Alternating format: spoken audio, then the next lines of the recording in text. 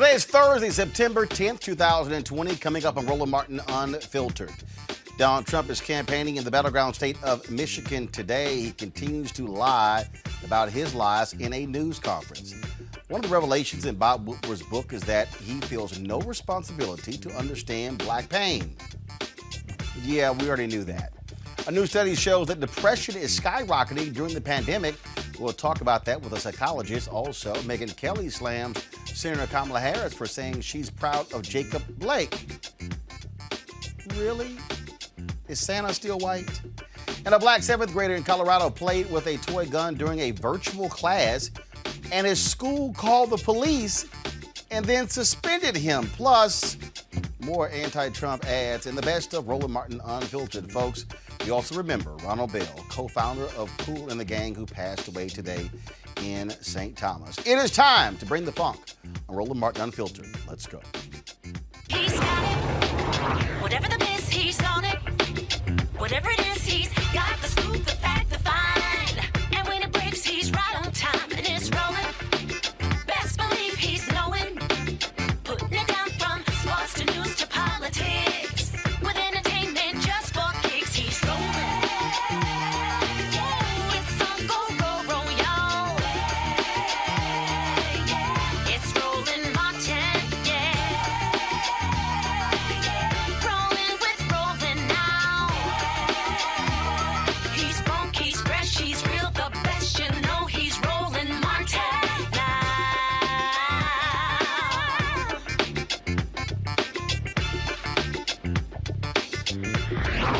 Martin!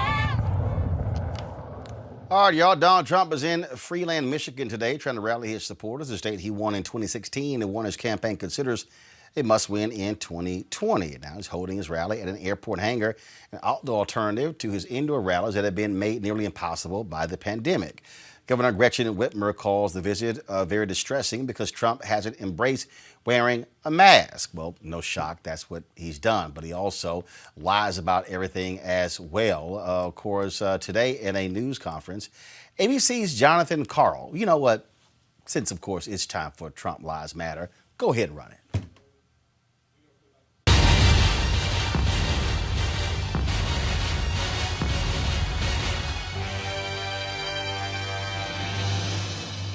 Well, again, John Karl of ABC News had, the guts to ask Donald Trump today about that Bob Woodward book where he admitted downplaying coronavirus, but then the rest of the public, everything is fine, we got it under control. Watch this exchange and just count the lies. Mr. President, why did you lie to the American people, and why should we trust what you have to say now? Such a terrible question, and the phraseology. I didn't lie. What I said is we have to be calm. We can't be panicked. I knew that the tapes these were a series of phone calls that we had, mostly phone calls. And Bob Woodward is somebody that I respect just from hearing the name for many, many years, not knowing too much about his work, not caring about his work. But I thought it would be interesting to talk to him for a period of, calls. So we did that. I don't know if it's good or bad. I don't even know if the book is good or bad. But certainly if he thought that was a bad statement, he would have reported it because he thinks that, you don't want to have anybody that is going to suffer medically because of some fact. And he didn't report it because he didn't think it was bad. Nobody thought it was bad. Wait a minute. And your question, the way you phrase that is such a disgrace. It's a disgrace to ABC television network. It's a disgrace to your employer. And that's the answer. You ready? Because I love. Of course I didn't. Of course I didn't. No. Deadlier than the flu, and then you went out and told the American public that this was just like the flu. Let me tell you something. You told We've had Woodward flu one thing and you years. told everybody else something else. No, and 5 times, right? 5 times. Do you ever hear the expression 5 times? We've had flu years where we lost 100,000 people. The flu is a very serious problem for this country also, and we've been losing them. Scott, what kind of a number have we lost over the years with flus? Into the hundreds of thousands? Well, I mean, the last 5 years have been something like 35 to 80,000 per year, every year.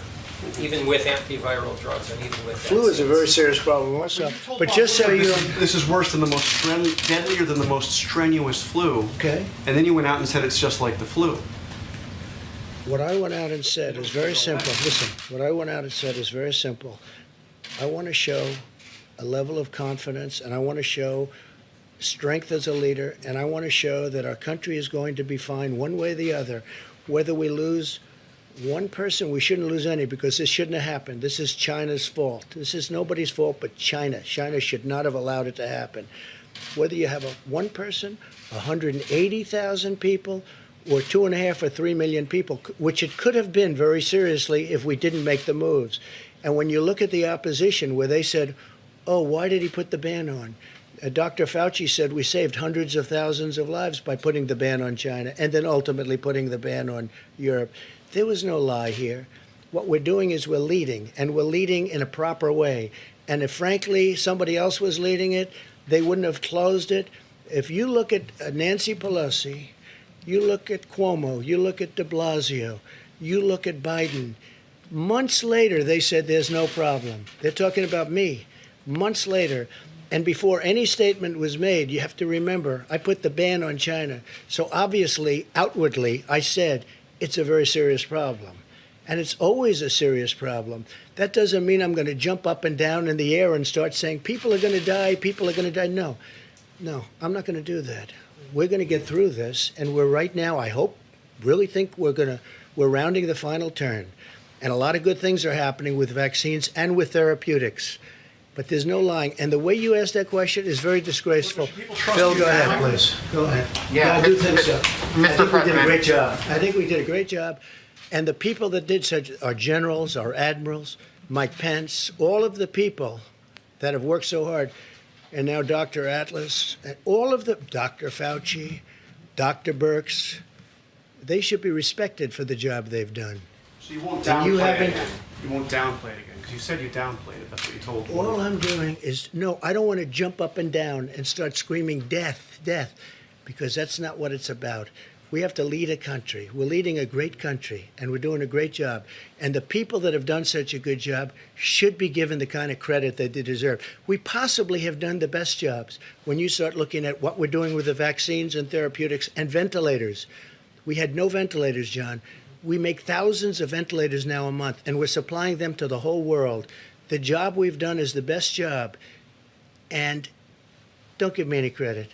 Give the people that have done this the credit. They've done a great job. Yeah, Phil, go ahead. His ass was lying. First of all, to say we had no ventilators is a damn lie. It's just 100% lie. I mean, look, that's what you're going to get. If Donald Trump's lips are moving, he's lying. Joining me this week, Erica Savage Wilson, host Savage Politics Podcast, Dr. Greg Carr, chair, Department of Afro-American Studies at Howard University, and Reese Colbert, Black Women in Views. Just straight up ass lying, Erica. As simple as that. I mean, bottom line is, oh no, that question is horrible. That's just a disgraceful question. No, you're a disgrace. Because you said one thing to Bob Woodward and you were lying publicly. Yes, the same Bob Woodward that has written 19 books about American politics. But I will tell you, Roland, where he was telling the truth, that the United States is, in fact, leading. We're leading in COVID infections at 6.39 million. We're leading in deaths worldwide right now at just under 192,000. So if people want to continue on with a leader who could really care less, who believes that when he steps to that dais that he's actually presenting himself as a strong man, what he's doing is really furthering the fact that he is a pathological narcissistic liar, that he has no strategy, that he has no plan, and that what he does every time he steps up to address the American public, as he disgracefully did today at 3 o'clock, interrupting our days, was to really prove the point that the level of incompetency that this particular regime has demonstrated is not something that we can continue to hold on to for the remainder of 2020 and definitely not into 2021. And the bottom line here, Reese, again, when you look at what he said, I wasn't jumping up and down. I wasn't trying to scare people, but you sure as hell try to scare about the caravan. And you want to scare suburban white women about Cory Booker's going to come to your house when, hell, a lot of them wouldn't mind Cory Booker dropping by their house. Then Antifa and everything else. And, here come the scary black people, Black Lives Movement. Yeah, I mean, the bottom line is Donald Trump has always been the chaos president.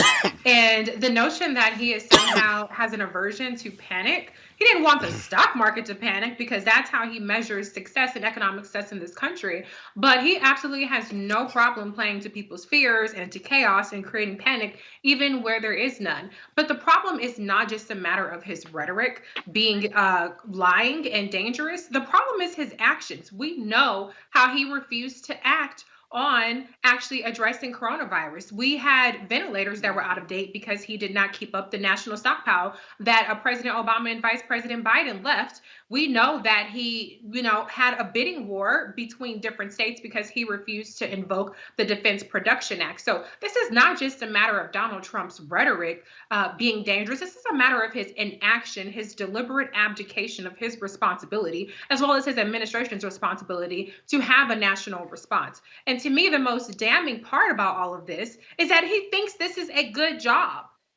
That alone is damning. Do you guys think it's a good job that most of us that are responsible are still stuck in our house, that we're retreating when it comes to testing, no longer testing people who are coming in from outside of the country, that we are opening up schools unsafely where schools have to close down multiple times? What about this response is competent and encouraging? Do you guys want another year, 4 years of this kind of great governance?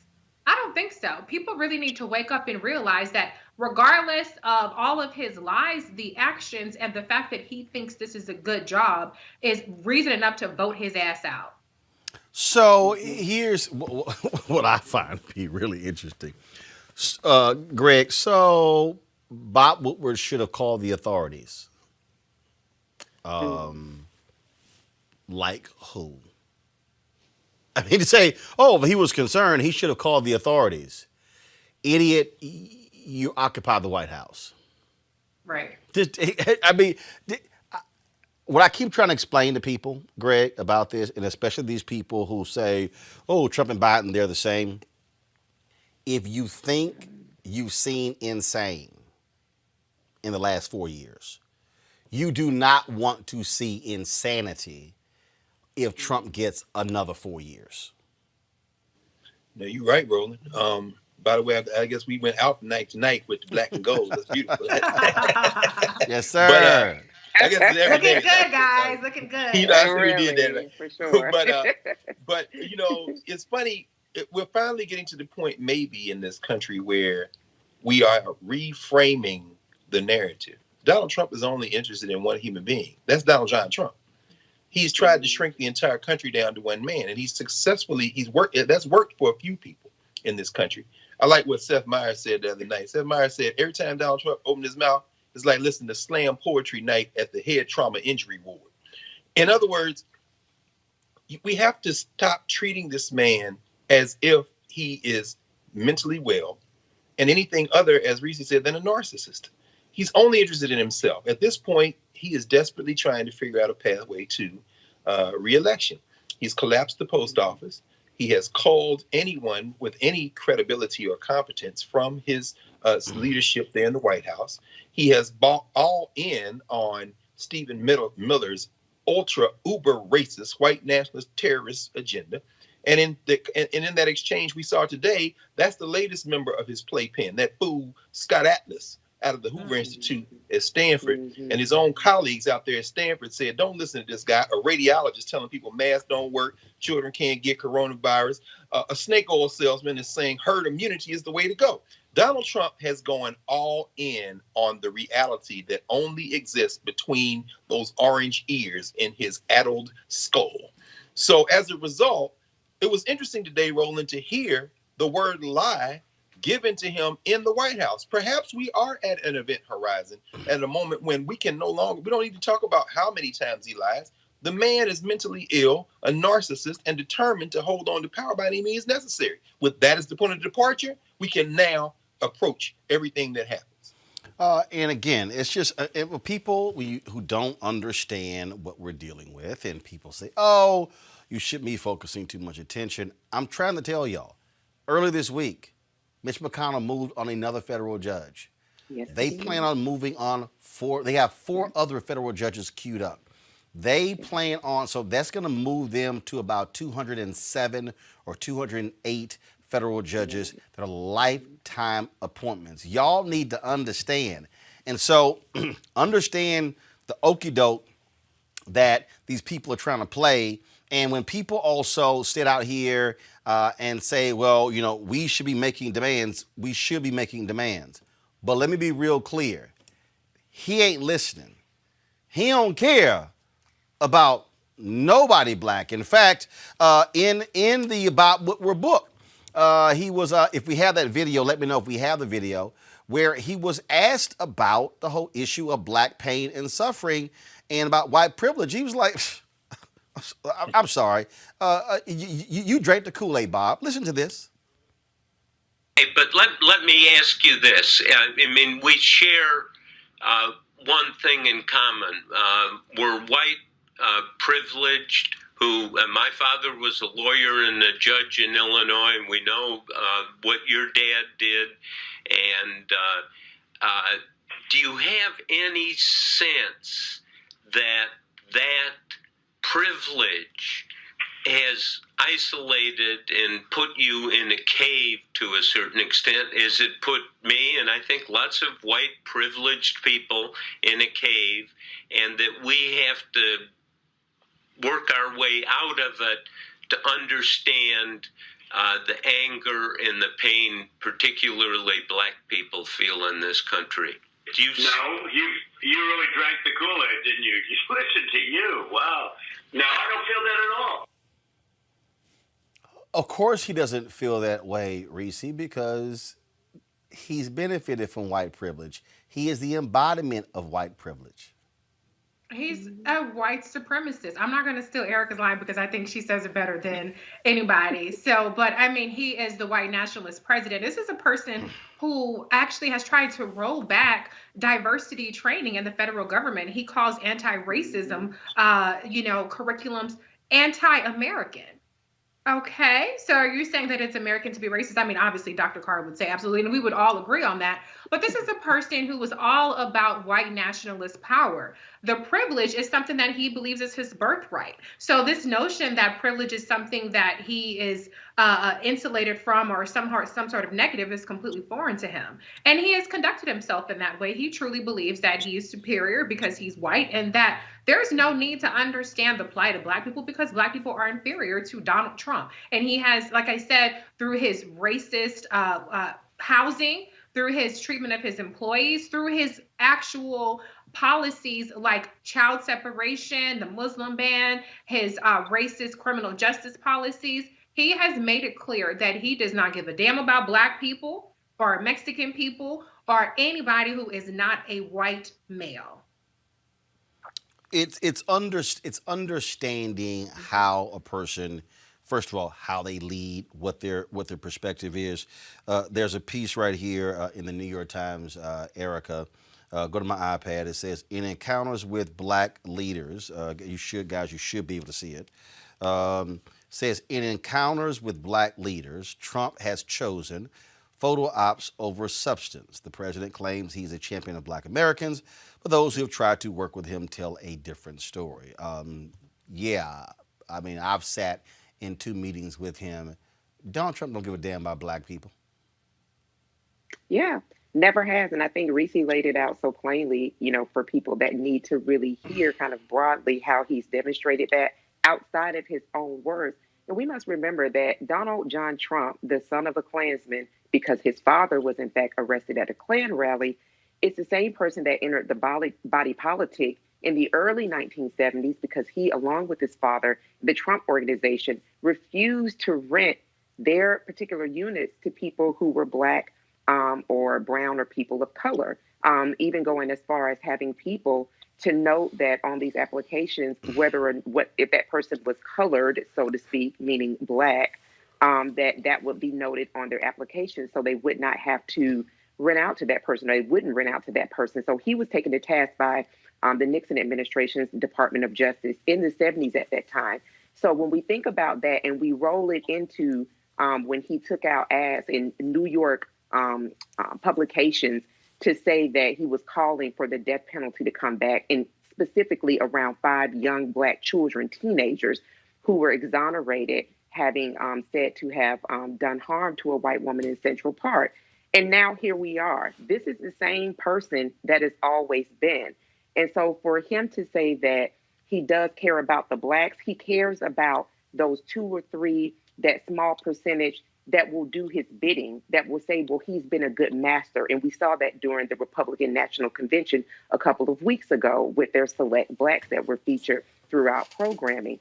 So bringing it back home, Reese said it. He is a white supremacist. He believes himself to be supreme and all other white males to be supreme over anybody else. It's not hard at this point. What we're talking about is common sense or willful ignorance on the part of people who don't believe that Donald Trump is, in fact, a proven racist. This is an interesting story on the New York Times here, Greg. Guys, do y'all have the iPad now? Okay, let's get it up, please. This is very interesting. Mr. Trump continued to reach out after he was elected in March of 2017. Omarosa Manigault Newman, the former Apprentice star turned White House advisor, invited members of the Congressional Black Caucus to the White House to discuss their policy agenda. Mr. Trump ushered them cheerfully into the cabinet room.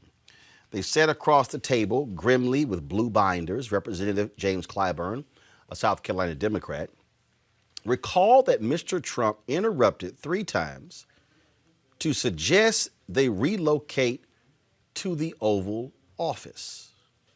Finally, as Mr. Clyburn began his pitch for a national infrastructure and broadband plan,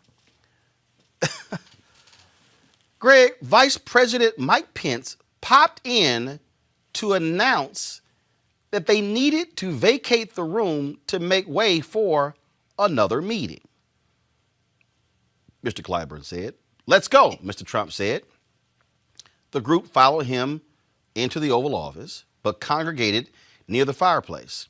Representative Cedric Richmond, a Louisiana Democrat who chaired the caucus, turned down Mr. Trump's request for a photo, but he agreed to photographs showing the caucus negotiating, far from Mr. Trump's favorite snapshot destination, the Resolute desk. I'm sorry. You mean to tell me what no other room available? Whose house is it? Now, Greg. I'm sorry. Now, Greg. Let's just be real clear, Greg. This is my show. Yes, sir. Yes, sir. And if I was in a conference room with a high-level meeting, yes, sir, I can guarantee you, your show. Don't nobody work for me. Not now person would have the audacity to walk into a room with such a meeting and tell me I need to go because there's another meeting taking place. I'm just letting you know y'all wouldn't be seeing them any further after that. Matter of fact, I would fire them over text. Like Donald Trump did on The Apprentice, because he was too much of a punk to do it in real life. That's what the word on the street is. Right. This is exactly how that this is how that would have gone.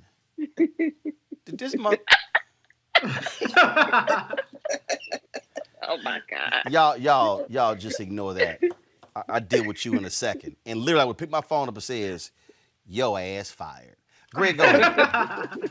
No, Roland. But see, I think, well, there's a couple of things that play there. The reason I'm laughing, I'm sure, I suspect we all may be laughing a little bit. This is the disrespect shown to Black elected officials. And some of it is because we allow ourselves to be disrespected. Donald Trump is clearly addled. His mind is gone. It's been eaten. It was never sharp when he had his full faculties. To me, how to handle that, it would have been very simple to manipulate him if that hadn't been set up in the beginning. To say, Mr. Vice President, Mr. President, I thought this was your house. But I mean, we'll leave if the Vice President has control. At that point, Trump probably would have humiliated Pence just to make a point. I mean, he's a child. You can't talk to him. Any teacher knows that. You talk to a child like a child. If you wanted to stay in the room, all you had to do was make Trump think that Pence was showing him up. Smiling Mike, I love him. I do. You know, y'all know how much I love Smiling Mike Pence because he's a cold-blooded racist. And this is the kind of thing that at that point, you know, everybody in the CBC got to do a gut check. Y'all gonna let this punk ass white boy from Indiana talk to you like that? And so, and then they get up and go in the room. I'm laughing because I'm playing this in my mind almost like a situation comedy. The black elected officials moving around in the place like the hell. They are a separate branch of government. And that building is controlled by the people of the United States. I wouldn't have gotten up. I said, no, we're going to, you know. But anyway, but to the point you raised a minute ago that really reinforces where we are at in this moment. Today in New York, a three-panel district court judges said that you got told Wilbur Ross, you have to count those who are in this country illegally in the census count. That the courts are important. If you look at, there's been a recent study looking at the decisions of the Trump appointees and saying that they are to the right of even all the other Republican reportees. And I believe the Dallas News today had an article mentioning that John Cornyn wants even more judges. To your point about Mitch McConnell. While we are allowing these people to embrace their hee-haw, Green Acres, naked racism style in these interactions, the people who understand that they are useful idiots are running their playbook. Now, here's where the thing is really going to go off the rails, I'm afraid. If they continue, and they are going to continue if they retain power, if they continue this trajectory, they're going to break the framework of the United States of America. Because even when you treat people that way, there's only a certain amount of disrespect people will take before communications completely shut off. And then we go to the mats. And for every one of Trump's little black flunkies that he got into photo ops, for every attempt for folks like Omarosa, who we all know, to try to bridge a gap and maneuver, you're dealing with an unstable person. You're dealing with a racist in the second in command who should never have been anywhere near national elective office. You're dealing with a stone cold racist in that 35-year-old punk that's in there writing all the policy. Oh, yeah. And they are going to take this to the mat if it means the whole place burns. And the only thing we have to decide is whether or not we're just going to stand there or sit there in the case of the CBC and let them do it. See, the reason I keep making this point to people about these Trump judges and understanding where we are with power. I keep trying to explain to people, and I don't know why they don't listen. I've been saying this, y'all, for now 11 years, that what we're operating in is this period of white fear. We're operating in this period of white folks in this country trying to, again, hold on to power. So I got this alert. This was a few moments ago. I got this alert right here on my iPad, and this is what it said. New York Times, we reviewed 922 of America's top leaders. 80% are white. See the faces of power behind Hollywood, the justice system, big businesses, and more. That's what it said. Now, if you go into the story, so this is what they do, and it's a photographic here. So go back to my iPad, please. You see faces of power, 80% are white. So you go through this here. 25 people command the largest police forces, 14 are black or Hispanic, okay? Then it says 29 prosecutors charge people with crimes in those jurisdictions. 12 are Asian, black, or Hispanic. Then it says 24 people lead the Trump administration. 3 are Asian, black, or Hispanic. 9 justices on the Supreme Court, 2 are black or Hispanic. 8 men are military chiefs, just 1 is black. The other 7 are white. Of the people at the top 25 highest valued companies, 6 are Asian or black, but let me fix that. 5 are Asian, 1 is black. Okay, so let me just go ahead and fix that. Of the people who head universities in the top 25, 1 is Hispanic, nobody is black. 15 people direct major news organizations. It says here 3 are black or Hispanic. Let me correct that. 1 is black. Dean Baquet, right here, right there, with the New York Times. Okay? Everybody else, not the case. Everybody else is white. Okay? The only the person who isn't is he just took over at let's see here at NBC, leading their group, and so I'm trying to pull it up right here. See who is it? That's Norman Pearlstein, Nicholas Carlson, Alexandra Wallace. Then you have right here Marthel Perez. She's USA Today Gannett. Only Latino. Okay? So what says 3? So, okay, let's go through here.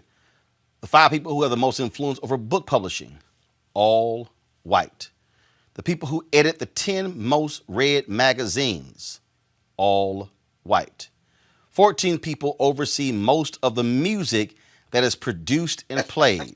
Now, I hope now see, some of y'all need to get 14 people oversee most of the music that is produced and played. 2 are black or Hispanic. Who is the black guy? Right here is John Platt, Sony ATV. That's it. That's the only black person. Oh yeah. All that music y'all listen to, these are the people who control the music. 25 people run the top TV networks in Hollywood studios. 3 are black or Hispanic. Really?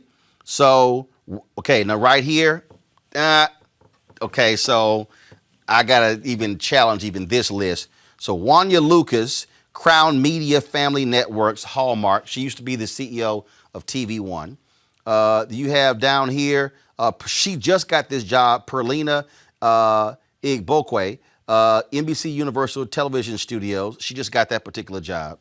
And then you have someone who is, but again, y'all, let's be clear. We're on top TV networks. I got a question. So you got the one sister with NBC. I got a question Crown Media, how they came up with that determination. But again, TV studios, Hollywood studios, nobody black. Of the people in charge of the 25 highest valued fashion companies, 3 are Asian or Hispanic, no black people. 99 people own professional baseball, basketball, and football teams. 6 are Asian, black, or Hispanic. There's only 1 black person on this list, and that is Michael Jordan. That's it. I'm looking here. Ain't nobody else. So really, so 93 of the 99 are white. 100 people write laws in the United States Senate. 9 are Asian, black, or Hispanic. Think about that, y'all. That means 90% of the United States, 91% of the United States Senate, white Americans. Let's go on down here. 50 people are state governors. 3 are Asian, Hispanic, or Native American. Not a single African American. That means that when you start breaking this thing down again, who is running the country? Yep, 90% white governors. 431 people currently write laws in the House. 112 are Asian, black, Hispanic, or Native American, or otherwise identify as a person of color. Now, here's the deal. The Congressional Black Caucus, they make up more than half of those 112. They have the largest caucus on the Democratic side. Okay? Let me go down here. And all this is important because y'all see the faces. You see, this is power. This is power. And this is the thing, Reese, that I keep trying to get people to understand. And I posted something on Twitter and Instagram today, and people, which was really a follow-up to the commentary I gave last night when I was talking about Boosie, and I was talking about Instagram, and I was talking about that. And people were really started getting tripped. So I'm gonna explain this here. This is what I said. I hope y'all are paying attention. Look at all of these major media companies announcing deals with black content creators. But who is getting the lion's share of the money? who is owning the content, or are we just better paid sharecroppers?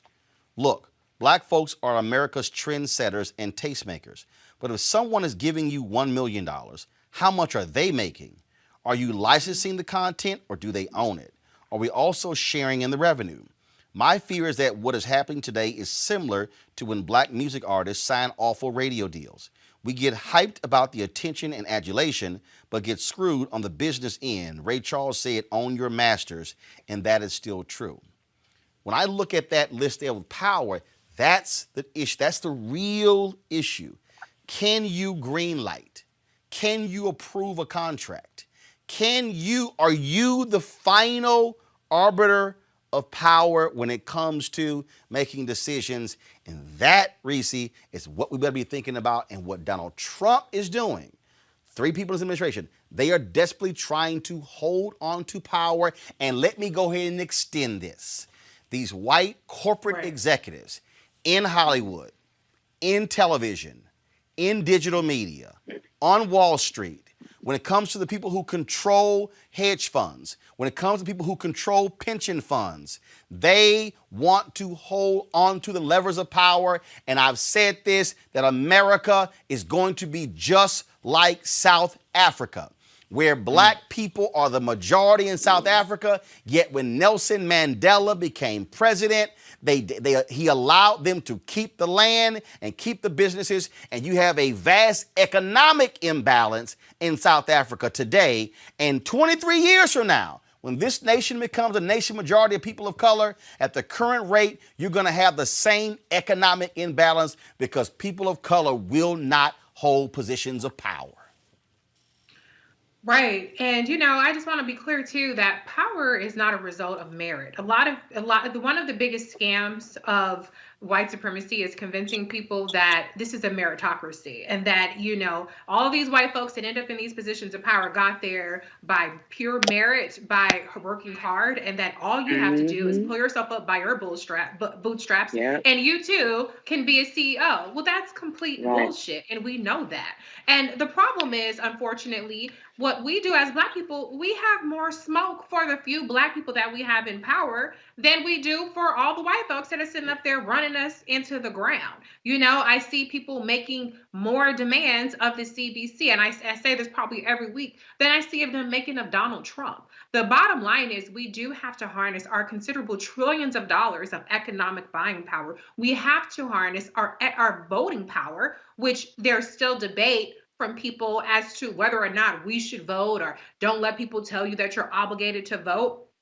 We are out of power, but we have power that we can harness a lot better to actually start to move the needle on these things. And where we can't be a part, we can't necessarily ascend to power as quickly in these mainstream or in these white dominated companies, do what Roland Martin did, which is create your own shit.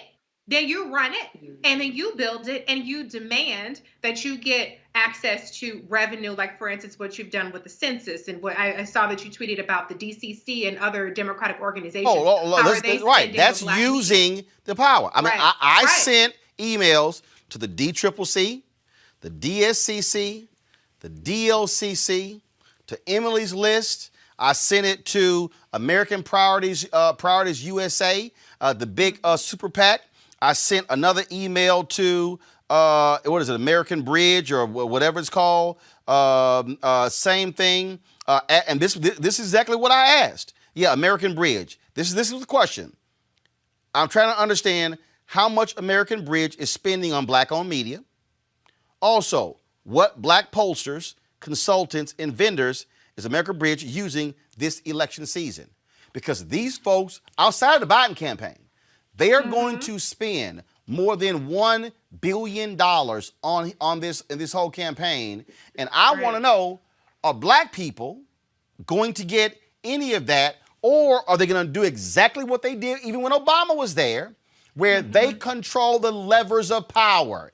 And when you have individuals who can make $600,000 and $800,000 and $1 million and $2 million on these campaigns, hell, that's why they can live the life and open up their shops and then do whatever they do. But the question is, but a Cornell Belcher, who is a pollster, he got to get out there and scrap for contracts. Yet, let me be real clear, him and Ron Lester got to do that. But you got white boys out there they just give contracts to. When the black ad agency like Fuse or like Burrell or Carol H. Williams, oh, we need y'all to come in and pitch. Well, you ain't had a white firm come in and pitch. And not only that, why is it if you do use a black advertising agency, why they got to handle the black part? Their creative can just as handle the entire media campaign as everybody else. Oh, because you also know that whoever has the agency contract is going to get their 15 to 20% off the top. And then what they're going to do is they're going to kick parts of the contract to their digital company. And see, what's going to happen is the digital company that they also own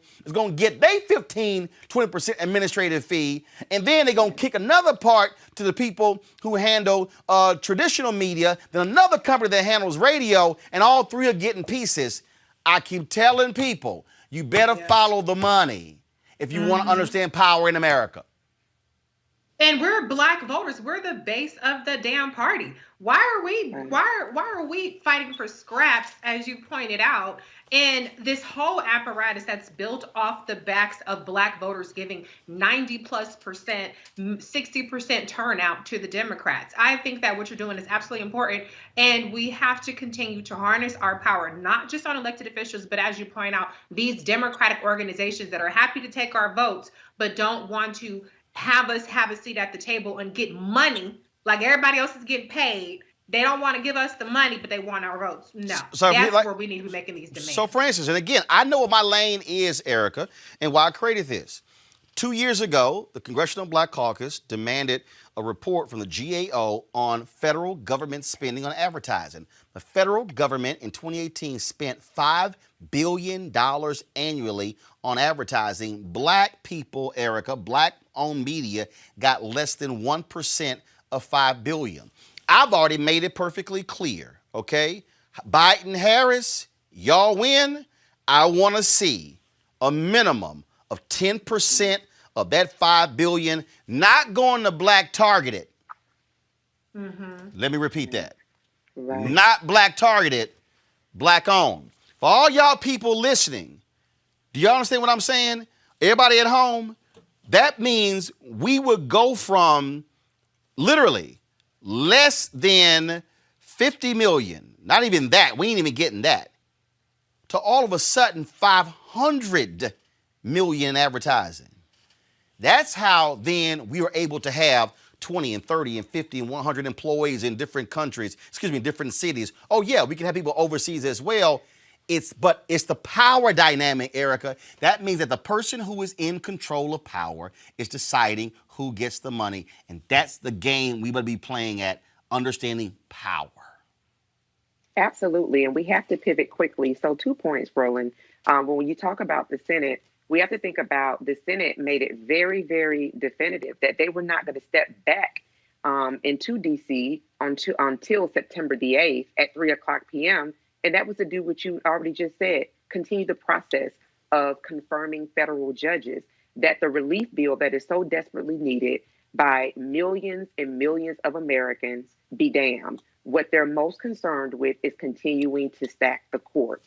So when we're hearing you talk about and how you continue to talk about over your journalistic career, connecting the dots, we have to see that, because that term that you identified, the modern day sharecroppers, I think that kind of the class of people that, were saying, and I have to bring it forward because it was something that really got under my skin and just language we have to get away from. Well, people were saying, well, I'm not my grandparents. You can catch these hands. Catch your hands for what? This is a power grab, and a power grab really is about consolidating what we have and saying this is in fact what we want, not settling for what seems to be a lot in exchange for intellectual property that is ours. You talked about the swag, the natural bellwethers that we are as Black people, that we are the very people that came to this country enslaved, and we built financial systems that still continue to uphold and provide wealth for white families generation after generation. So when we start thinking about power, we have to also start thinking about position. And we have to also understand that all of those different faces that you showed us, that when we look at the high percentages where white faces are dominant, which is in every area. And then when we look at us, who are 13% of this population, but that we, we're 40% of the labor force in this nation. When we look at all of the different categories that we swell and feel when you're talking about prison populations, all of those different things are things that are put into place, designed to keep us in place. So we can't fully exert all of the power that we have. So I believe that the pivot to understanding that this is a power play is now, that we definitely are capable, but we just have to look at the long road, because this is not a game of checkers. This is a game about chess, and that these people will use the privilege that they have for their own desires at the peril of us and any other person that is in this country that is not white and that is not male. And see, the thing, Greg, and if y'all let my next guest, I'm gonna go to her in just a minute. But the thing that I want our people to understand, and when I say our people, I'm also talking about our organizations that hold power. When we at NABJ went after CNN, I knew exactly what we were doing. I was real clear. The fact that they had no black no executive producers, no black vice presidents, no black senior vice presidents, no black executive vice presidents, and no black direct reports to CNN CEO Jeff Zucker. That meant there was no one in the pipeline for any promotion that opened up to get elevated. And we said, no, hell no.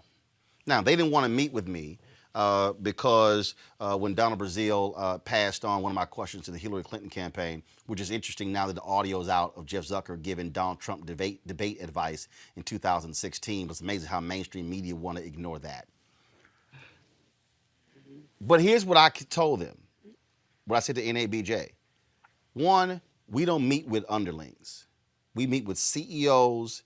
They got to be at the table, because power meets with power. And I made it perfectly clear.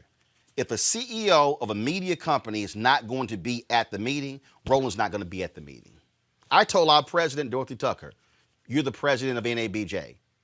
If their president is not there, you don't come to the meeting. That's how it works. But I need black people to start reassessing how we operate. Go to my iPad. Bojangles, in its 43-year history, for the first time now, just hired its first black senior executive. They hired this sister, Monica Sauls, who is going to be she's gonna focus on the company's culture as well as diversity and inclusion. Okay.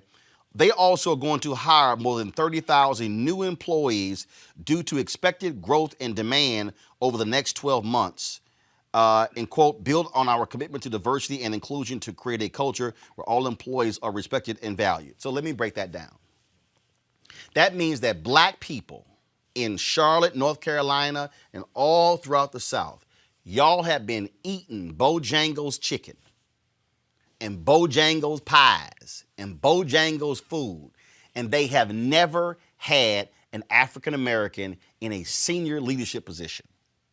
Which means that no African American has ever had an opportunity to get stock options, to earn seven-figure salaries, to determine the fate of others. So in 2020, she's the first one. Now, I am not disrespecting the HR position or D&I, diversity and inclusion positions. But let me go ahead and lay this down to you. You will rarely, if ever, see somebody go from a D&I position, diversity and inclusion, to eventually becoming CEO. Let me just let that marinate for y'all.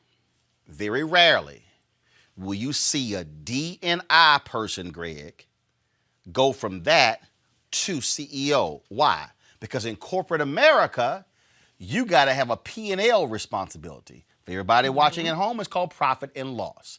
That means you've got to be over a major company division that contributes to the company's bottom line for them to put you in the pipeline to be CEO. So, in the wake of the death of George Floyd, more than 80 companies had D&I positions available on LinkedIn.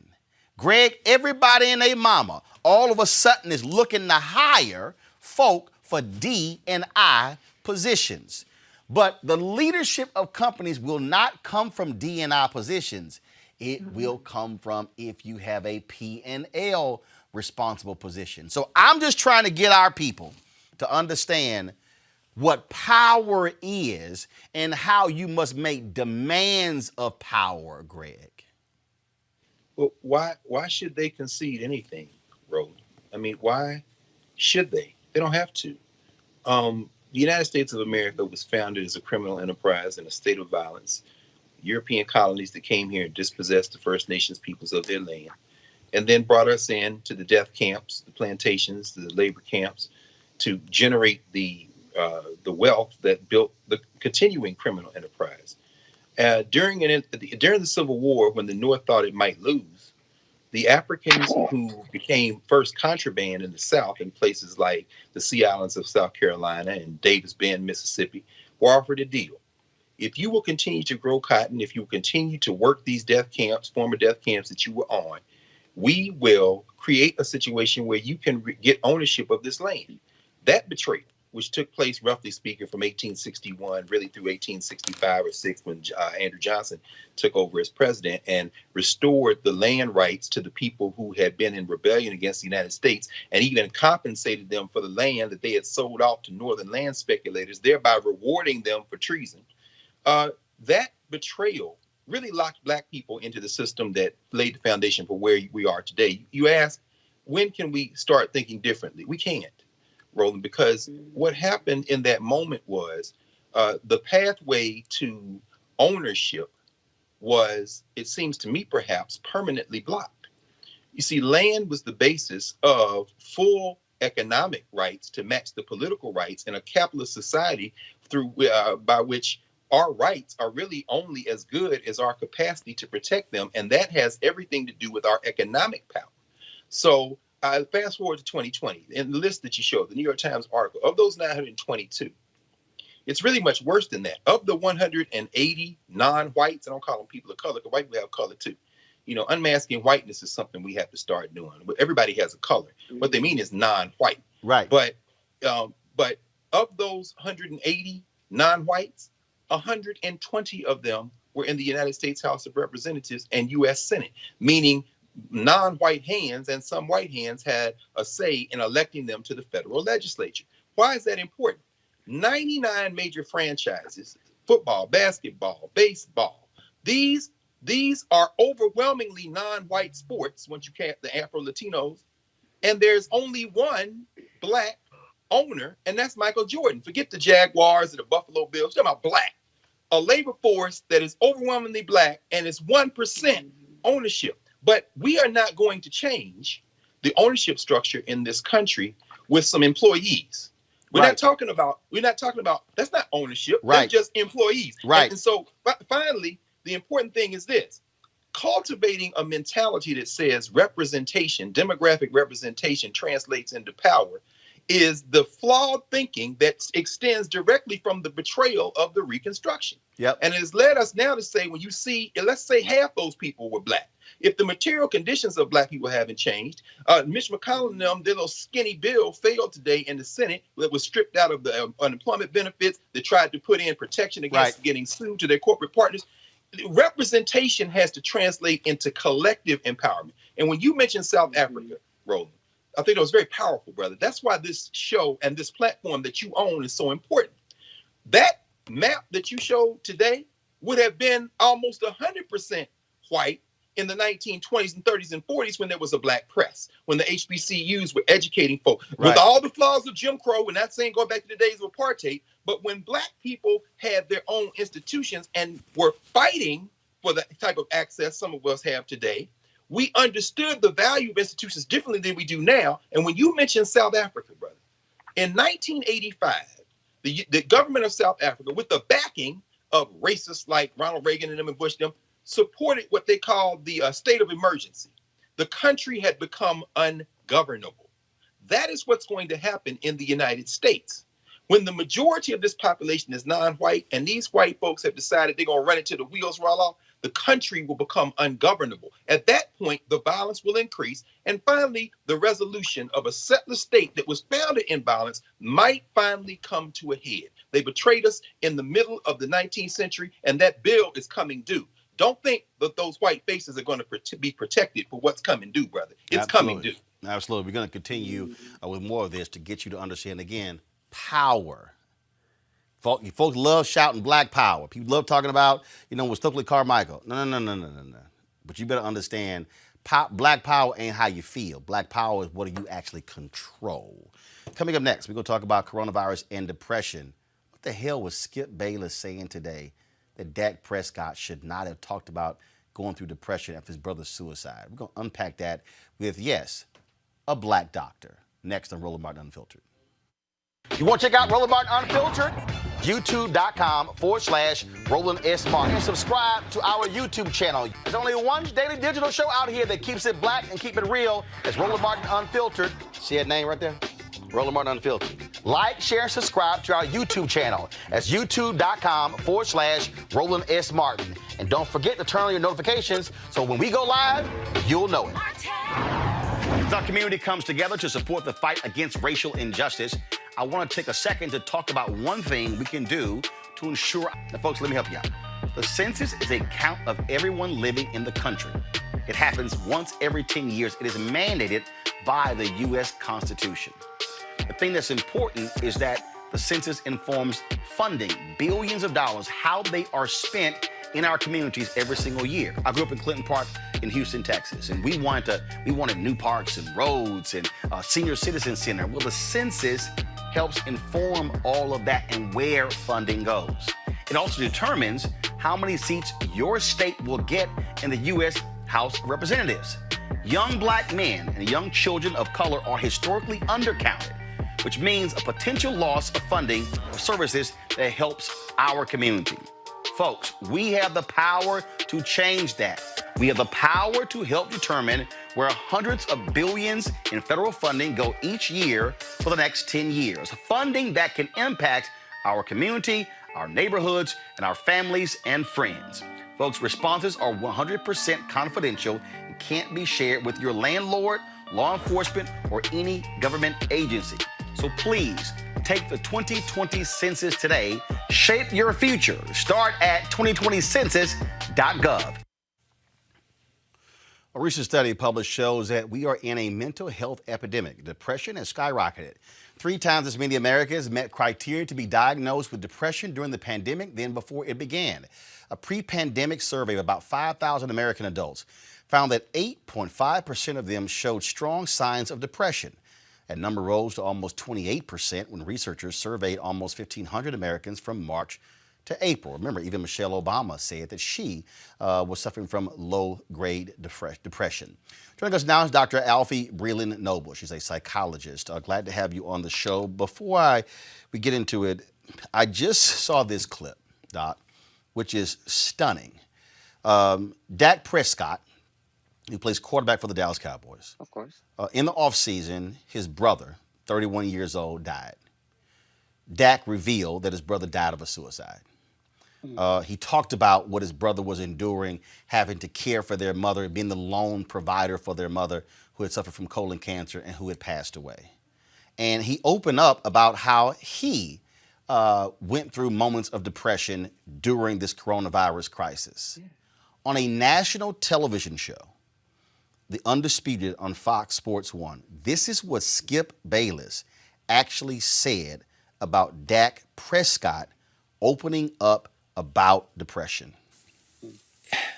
I'm going to ask our audience to feel free to go ahead and condemn me if you choose as cold-blooded and insensitive on this issue. I have deep compassion for clinical depression, but when it comes to the quarterback of an NFL team, You know this as well as better than I do.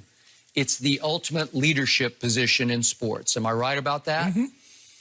You are commanding an entire franchise. What's the roster now? Is it 53 still? 53, but I think they got like 15 practice squad guys. Okay. But you're commanding a lot of young men and some older men. And they're all looking to you to be their CEO, to be in charge of the football team. Because of all that, I don't have sympathy for him going public with, I got depressed. I suffered depression early in COVID to the point that I couldn't even go work out. Look, he's the quarterback of America's team. That, Doc, is an abomination because that's actually what leaders are supposed to do. Yes, absolutely. Absolutely. It's infuriating more than anything because it speaks directly to the issues that prevent people from getting care. I have to say it because of the platform that I'm on right now, with Dak being a biracial black man and Skip not being of color. I do like that phrasing, of color. It has a very specific meaning. It is, as you said, an abomination for him to think that he could understand what Dak's experience is. He's not a man of color. He doesn't know what this is like. He doesn't know what those relationships are like in that man's family. I know that Dak lost his mother very long time ago, and that his brothers have been a very important part of his life.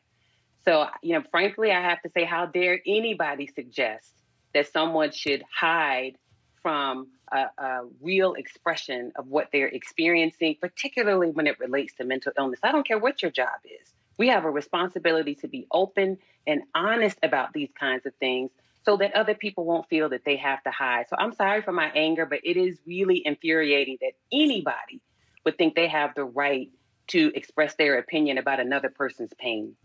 The thing that this issue, I mean, I've had several friends I know, men and women, who have talked about going through depression during coronavirus and just not being able to deal with it. I've my niece is struggling with the same thing because your whole world changes and you used to going to school and seeing friends and going out and doing those things, and all of a sudden that's completely shut down and you're in home and you can't see people, you can't hug people. I mean, I haven't seen my parents since Thanksgiving. And normally I would have flown back home I would have seen them 4 or 5 times because of graduations and holidays, and it hasn't happened. And folks are dealing with this. And the reality is, if folk don't say anything, then they're suffering in silence. And I got to find the name, but there was a young brother who was a star reporter for the Washington Post, killed himself just a couple of months ago. Because again, folks are dealing with this, and many have no idea where all of a sudden it even comes from. Right. Yeah, I agree. And I think some of this, so I have to say, today is World Suicide Prevention Day. So this is a topic I'm so happy that you all are covering this topic on your show, because you and I both know as Black people, this is not something that we as Black people talk about, which leads to some of these horrible outcomes as you've just described for this brother who died by suicide. So, it's really critical that we talk about things like signs and symptoms so that people understand and that there's an awareness, particularly in our community as Black people. I run a nonprofit, the Acoma Project. That's part of our work, is talking with people about what are signs and symptoms that you need to be looking for, so that when it's time for you to get some help, you recognize that it's time to get some help. What I often will say is, I don't say we want to educate Black people, because Black people are not stupid. What I want to say is we want to bring it into Black people's awareness. We want to bring it into the awareness of people of color, so that as you've described your family members, I would imagine, I have children. I have 2 high schoolers, a 9th grader and an 11th grader. And this is unprecedented for them. This is unprecedented for all of us. So we all need to have a real clear awareness of what signs and symptoms of depression, anxiety, post-traumatic stress disorder, eating disorders, all of these things affect us, because, mental illness doesn't discriminate. It doesn't care what color we are. It's going to show up.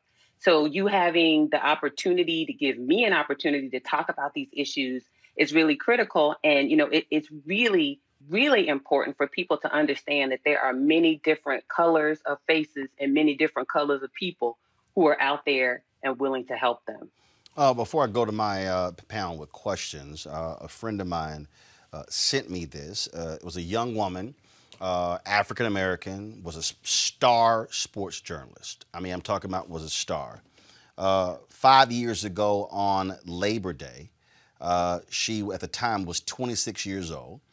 Go to my iPad, people. This is what she posted. She posted, "It is National Suicide Prevention Week." She said, "It's also the week of my 31st birthday. 5 years ago this week, on my 26th birthday, I was supposed to die. I didn't want to die. I wanted out of my abusive marriage, but getting out would have required asking for help and acknowledging that I couldn't do it alone. I had too much pride. I had reassured my friends I was happy too many times to turn around and tell them about the reality of what I was experiencing in my marriage. So I tried to get out on my own. When I couldn't, I resorted to something unimaginable. In the moment, ending it all seemed easier than asking for help and admitting that my marriage was a mistake. In a span of 12 hours, I went from drinking and grilling with my husband on Labor Day to another miserable night to lighting myself on fire. I suffered burns to more than 85% of my body, and somehow, thanks to a ton of incredible medical professionals, I survived. I survived to tell you that suicide is never the answer, no matter how impossible your situation feels. I survived to tell you that in overcoming your most difficult moments, you can learn so many wonderful things about yourself. I survived to tell you that when those closest to you ask how you are, you should be honest. We have to normalize that it is okay to not be okay. In doing so, we can feel less alone. Because we all struggle at times, I survived to tell you that now is the best time to ask for help.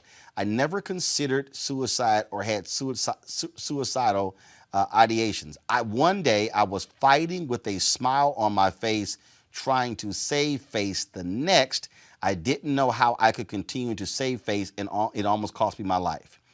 I survived to tell you that there can be so much joy and happiness and light after the darkest moments in your life. I know this. I've lived it. Honestly, I wasn't supposed to survive and experience all of this to obtain this type of peace. I almost missed it. Please learn from me. Please ask for help." Oh, that just breaks my heart. There's so much that she's unpacking with what she's saying. I would say the most important thing is that she made it. That the other important thing is that she's really telling people that there is a way out, that there's light at the end of the tunnel, but we have to be willing to get to the light at the end of the tunnel. And I think the struggle is for many of us, particularly those of us who are Black. I'm going to tie this thread back to how we opened with that ignorance that Skip Bayless said. I'm sorry, I just have to say it. That was ridiculous. And I think a part of it is there's a direct line between when you are a person of color, when you are Black, and this idea that you have to be above reproach all the time. You don't want anybody to see that there's any crack or fissure in the facade, because I think for many of us, we think that if people find any little way to go in and attack us, they're going to pull us apart. And often, let's be honest, in many of our workspaces for our young people in school, that's what happens. If people find one thing wrong, they go in for the kill, so to speak. And so that prevents us from demonstrating or showing any vulnerability, because as we saw with Skip, he criticized Dak for being open about not wanting to go to work because he was grieving. It's not just depression. He was experiencing grief at the loss of someone who was very dear to him. And so it makes sense to me that she would share that she felt like that. The one other thing I do feel like is important to unpack is when we as Black people, and this is not a criticism, it's an observation, say things like, I've heard other people say, well, I had no idea that that person was struggling. I didn't see any signs or symptoms. I think it's important for us to raise awareness about what signs and symptoms look like. Suicidal ideation is not always just about in the moment thinking, I want to take my life. That's not what it's always about. Sometimes it is, I wish I were not here anymore. So one of the things we do when we treat people and what we train people is we ask a person to respond to the question, is there any part of you that wants to die? Is there any part of you that no longer wants to be here, because you're really trying to get at getting people off of this idea that 100% of who I am needs to be ready to die for me to feel that I'm experiencing suicidal ideation. So I'm just so heartbroken by the pain and the experience. And I do, as she shared, I want people to know they're not alone, because there's so many people out here struggling. Yeah, and this was a sister. I'm going to show you all these photos. I mean, this was a sister, like I said, who was a star journalist. And here's the deal: when you're a journalist, you work for a newspaper. These are your weapons. These are your weapons. Go to my iPad. And so now these are photos that she took, but you see her hands, and you see the impact of that decision of lighting herself on fire. This is a photo that she shared of her in the hospital. This is a photo of her, with her press pass. And so, again, people have to understand how we are going with people who are suffering from depression, and we all handle things a lot differently. I was asked by somebody, they said, man, how are you coping? I said, I'm good. And they said, yeah, but you used to traveling. I said, I am, but this is the most I haven't traveled in 16 years. Everybody handles stuff differently. Let's go to my panel for questions. Erica, you're first up. Thank you, Roland. And thank you so much, Dr. Noble, for being on today. Appreciate you and all of the work that you do. My question to you is, specifically with us being in a public health crisis, we have Black folks who are essential workers. We have Black folks that are working from home, and folks who unfortunately have been laid off and cannot find a job. And then people who are already suffering with some of the things that you named: anxiety, PTSD, perhaps suicidal ideation. What are some of the tools that you would be able to provide to the general public when it seems as though this is something that everybody is experiencing, not being able to grieve people that we've lost to COVID-19 in the way that we're accustomed to, particularly in the Black community? So for these conditions that may be exacerbated for some people that are already suffering and perhaps taking medications, what do you offer to for people not to get to a place, hopefully, where some of the experiences that Roland brought forth with the journalists and perhaps even make it? What are some things that we can do?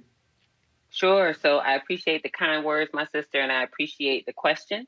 There are a couple different things. One, I will say up front, for anybody who wants to go to therapy, it's all virtual for the most part right now. And there are many organizations right now, I feel like I would be remiss if I didn't say this, that are offering free mental health supports, free sessions of therapy for people. The Loveland Foundation, the Acoma Project, there's Beam.org. There's so many organizations who are really working to try to support people who want to receive care. The Sad Girls Club is another one, to give them an opportunity to have exposure. So that's one. So if you can take advantage of those, I would encourage anybody to do that.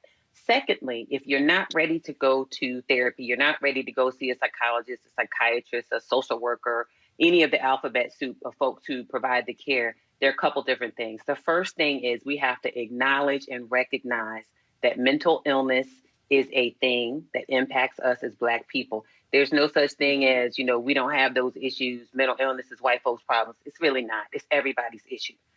Once we acknowledge that mental illness is an issue that impacts us as Black people, we have to recognize and understand signs and symptoms. Again, I talk about awareness. Do we know what anxiety looks like? Do we know how depression feels? Do we know what the cluster of symptoms are that we need to be paying attention to? Do we know what it means to be exposed to trauma and have the resulting anxiety and depression as a result of being exposed to trauma?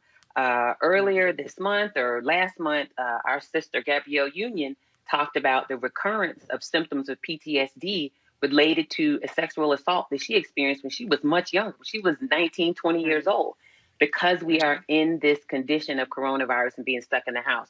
So it's the ability to understand and recognize when we're not feeling quite right, and being able to associate that with signs and symptoms of psychological distress and mental illness.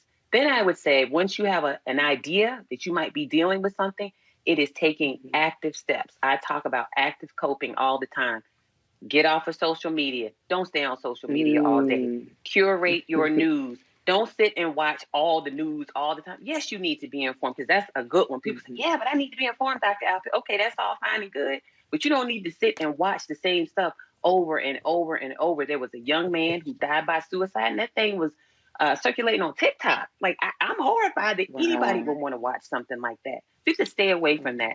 I am an avid meditator. I meditate daily. I've been doing it for 17, 18 years, daily for about 4 or 5. Exercise. Now I'm going to sound like people's mom. Get some sleep, right? You need good sleep, because if you're tired, you can't manage your health well. You need to eat better. All of us need to eat better, myself included. I need to lay off the French fries. And you need to find people to talk to, right? The other thing about talking to each other, one thing that we do as Black people, and I promise I'm almost done, is we share our stress. So I'd like to show people it's like a pot. Think a visual of a big cooking pot. Everybody dumps their stress in that pot, and everybody's eating out the pot at the same time.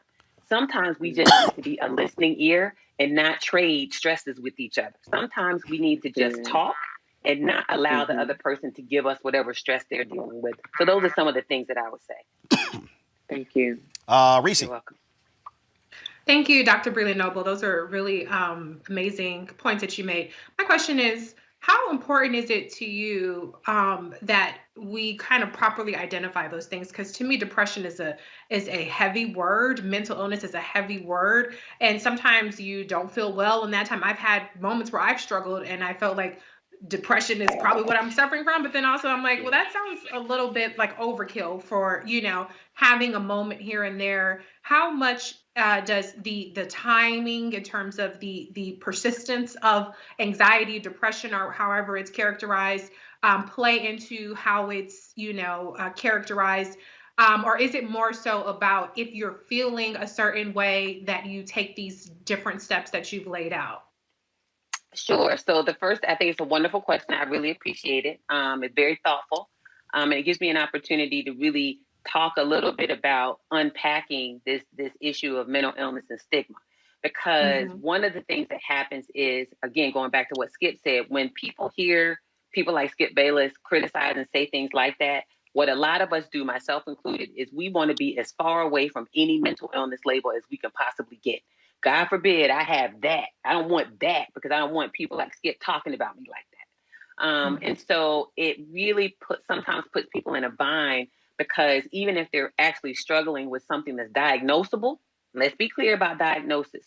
Most of the diagnoses that we have were not created with Black people or people of color in mind. However, that's what we have for now. I think that if you have a culturally competent provider like myself, we are the kind of people who can help you sort of unpack what it is that you're feeling, whoever it is, and give a label to it that feels appropriate and that feels what I call culturally relevant. So, for example, when you're talking about depression, you want to be looking for a cluster. I'm so appreciative of the wording that you use, a cluster of 3 to 4 symptoms that persist over a 2-week period. Maybe you don't feel it every day, but more often than not, if you come in my office or anyone comes into my office and we start having a conversation, I'm starting to think depression if I hear significant changes in sleeping habits. You sleep a lot more, you sleep a lot less. Significant changes in eating habits, a lot more or a lot less. Significant changes in your mood is low. Maybe you're not just down in the dumps all the time, but it's pretty low. Low grade, like Michelle Obama described, the wonderful Michelle Obama, I love her.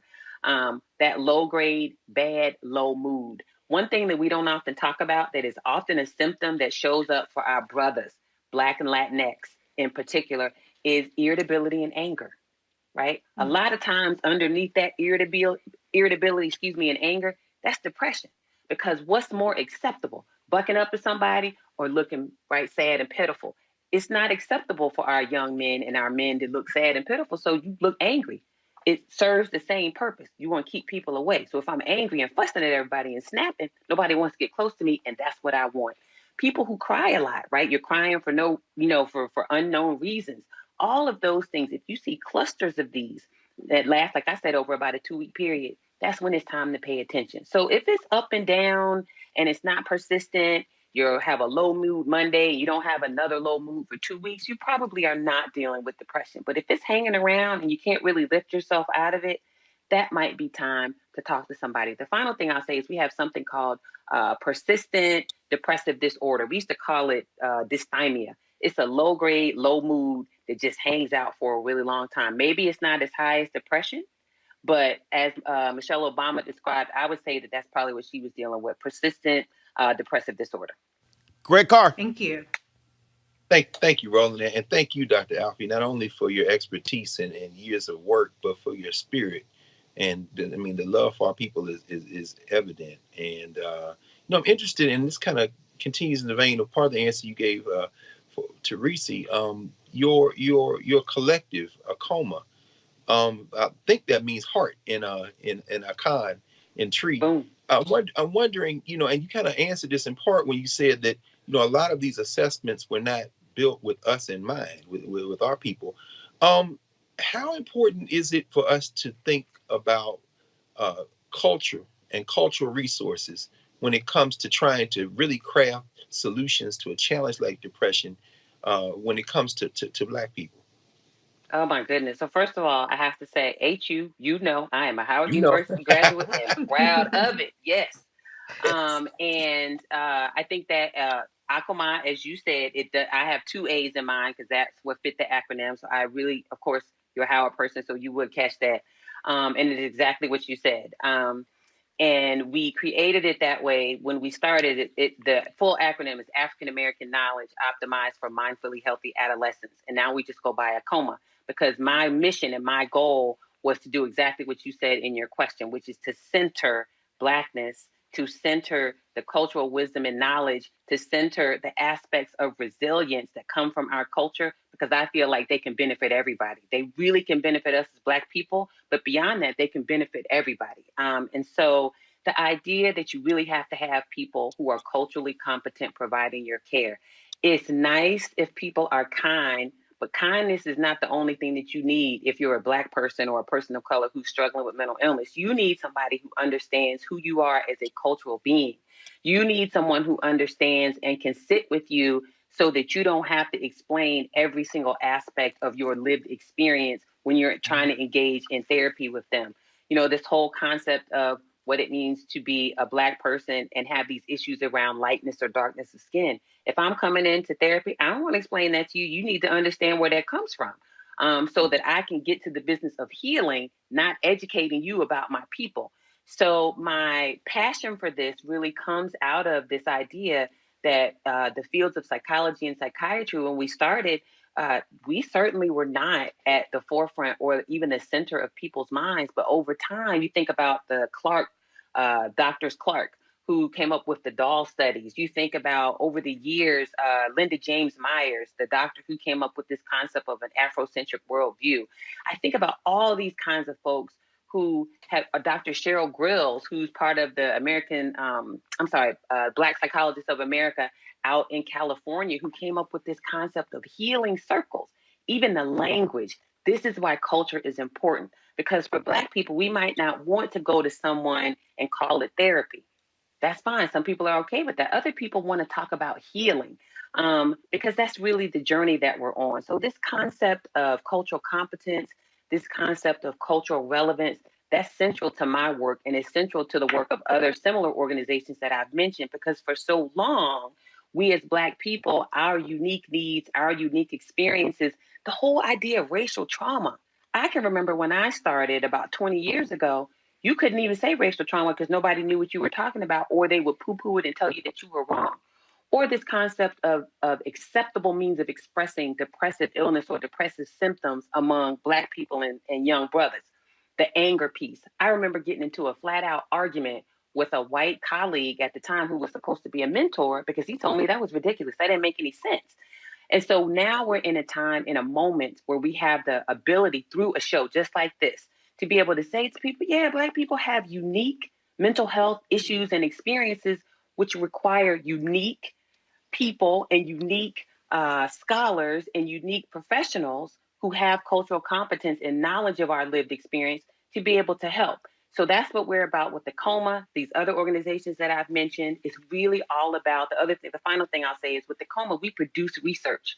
So it's not just about using what other people have said. We produce the content that informs the work that we use so that we can create what we call a culturally relevant evidence base, because one size truly does not fit all. All right, then. Doc, we certainly appreciate it. Thank you so very much for your advice, counsel, and wisdom. Thanks a lot. My pleasure. All right, folks, got to go to a break. We come back. Young African-American boy, virtual classroom, brandishes a toy gun, and the school called the cops to go to that boy's house, and he gets suspended. That's next on Roland Martin Unfiltered. You want to support Roland Martin Unfiltered? Be sure to join our Bring the Funk fan club. Every dollar that you give to us supports our daily digital show. There's only one daily digital show out here that keeps it black and keep it real as Roland Martin Unfiltered. Support the Roland Martin Unfiltered daily digital show by going to RolandMartinUnfiltered.com. Our goal is to get 20,000 of our fans contributing $50 each for the whole year. You can make this possible. RolandMartinUnfiltered.com.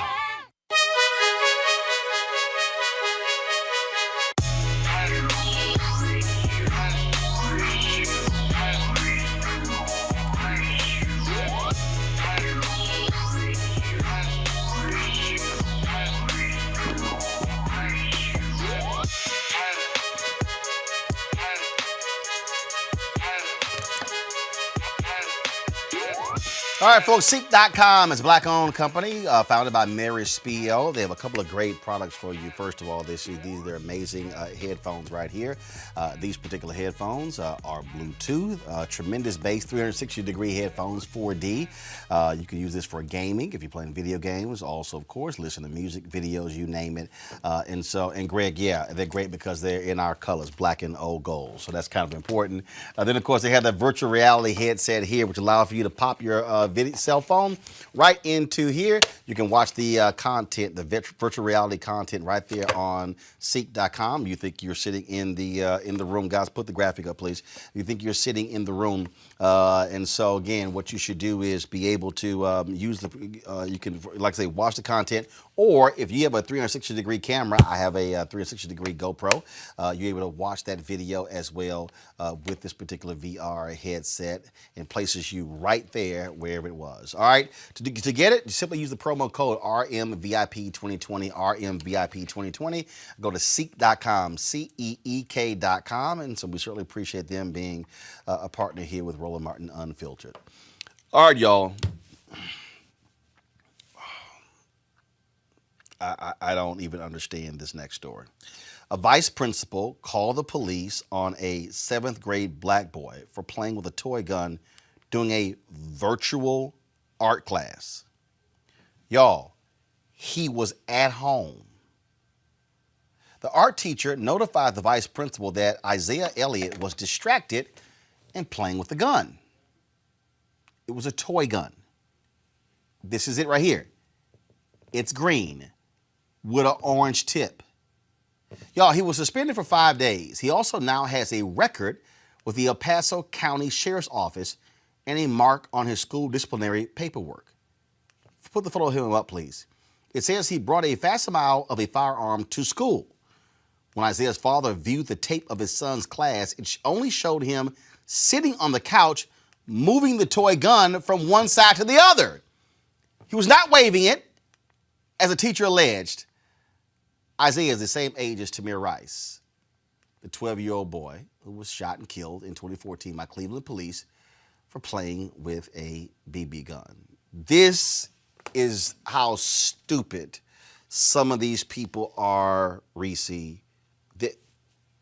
Unbelievable. And then again, remember when John Crawford III, they call the cops, oh, he was waving a gun in the store? Video show he wasn't even doing that here. Teacher lied. They got video of actually what happened. This isn't stupidity, though. This is insidious, racist behavior to, penalize a young black kid because perhaps he wasn't showing appropriate attention that the art teacher preferred at that time. So to sit up there and flat out lie and alert the vice president and then turn around and the vice principal, and then turn around to have the cops show up at the house of a black family with the notion that there is a gun in the presence, that is incredibly dangerous and sinister. So I will not excuse it as stupid behavior. This is very sinister, insidious stuff. And they need to apologize. They need to sue the system. They need to remove this from his record because this is just targeting and furthering the trauma of young black kids and the criminalization of black kids, and it's unacceptable. Greg? Yeah, I'm encouraged as usual. because I believe that these contradictions are going to have to eventually come down to a straight up fight. I hope they get a lawyer. I actually went and looked at the student suspension, expulsion, denial of admissions process for the Colorado Springs District 11. And they say that you can be suspended from school property for behavior like this. And they define school property here. If I look at it again, they define school property as using this policy is any school building, school grounds, district property. And the last part, it says, or any school or district sponsored activity, regardless of where the activity occurs. What I would do is turn on my laptop, and the minute they don't let me have access to the school, well, actually they pull him out. I guess the parents have decided to disenroll him from there. But I would test the definition of school property by saying, I'm in my house. So you're going to suspend me from my house if I turn on the laptop? I would have all their money, brother. I would get a lawyer, and I would force them in this age of this plague that's going on to test the definition of school property and suspension from school property when you're talking about a crisis-related emergency remote learning situation where this laptop is at my house. I think there's a case to be pursued in the courts, and I'd love to see how the judges would decide on this one, brother. Erica. It's deliberate. Having raised a young Black male, I can say very confidently that the number of times that I actually had to go to the school outnumbers some of the times that I should have just been there to do observations or to be a part of different organizations. And this is particularly true with Black children. This is deliberate. I agree with Reese with talking about the insidious nature of it. And then when you consider the step further that the school took, and actually making sure that he now has a record with the sheriff's department. One of the things that I'm thinking about is that, whatever tools that this family uses in order to hope to render a reverse decision, that now the sheriff's department has awareness of a young Black child, 12 years old, and they have this address. So if they're going to be in the same neighborhood, if they're going to be in the same area, it concerns me that they have this information about a disruptive child, a child that was, to kind of like frame it in their words that, had a gun, when that was just not the case. It was blown out of proportion. So I would say and hope that the parents are definitely going to fight it, particularly concerning as it looks with the way that his name is now being entered into this judicial system at the young age of 12 years old. And even when you brought forward Tamir Rice, he should have been a part of this graduating class this year. So I'm really hoping that, these are kind of instances that we're used to seeing, hearing, and talking about, that the family will get some really good resolve around it. All right, folks. Big loss in the entertainment community. Ronald Bell, a co-founder, songwriter, saxophonist, vocalist, and producer of the group Kool and the Gang, passed away Wednesday morning at his home in the U.S. Virgin Islands. He was 68 years old. He founded the group with his brother, Robert Kool Bell. Kool and the Gang chose that name in 1969. From that point on, the group released 8 top 40 albums, 12 top 10 singles, including Jungle Boogie, Ladies Night, Too Hot in Celebration. They have 12 gold and 5 platinum records, a Grammy for Album of the Year for the soundtrack to Saturday Night Fever, and were inducted into the Songwriters Hall of Fame. Their music has been sampled more than 1,000 times. We certainly send our condolences to his family and friends. The passing of, again, Ronald Bell.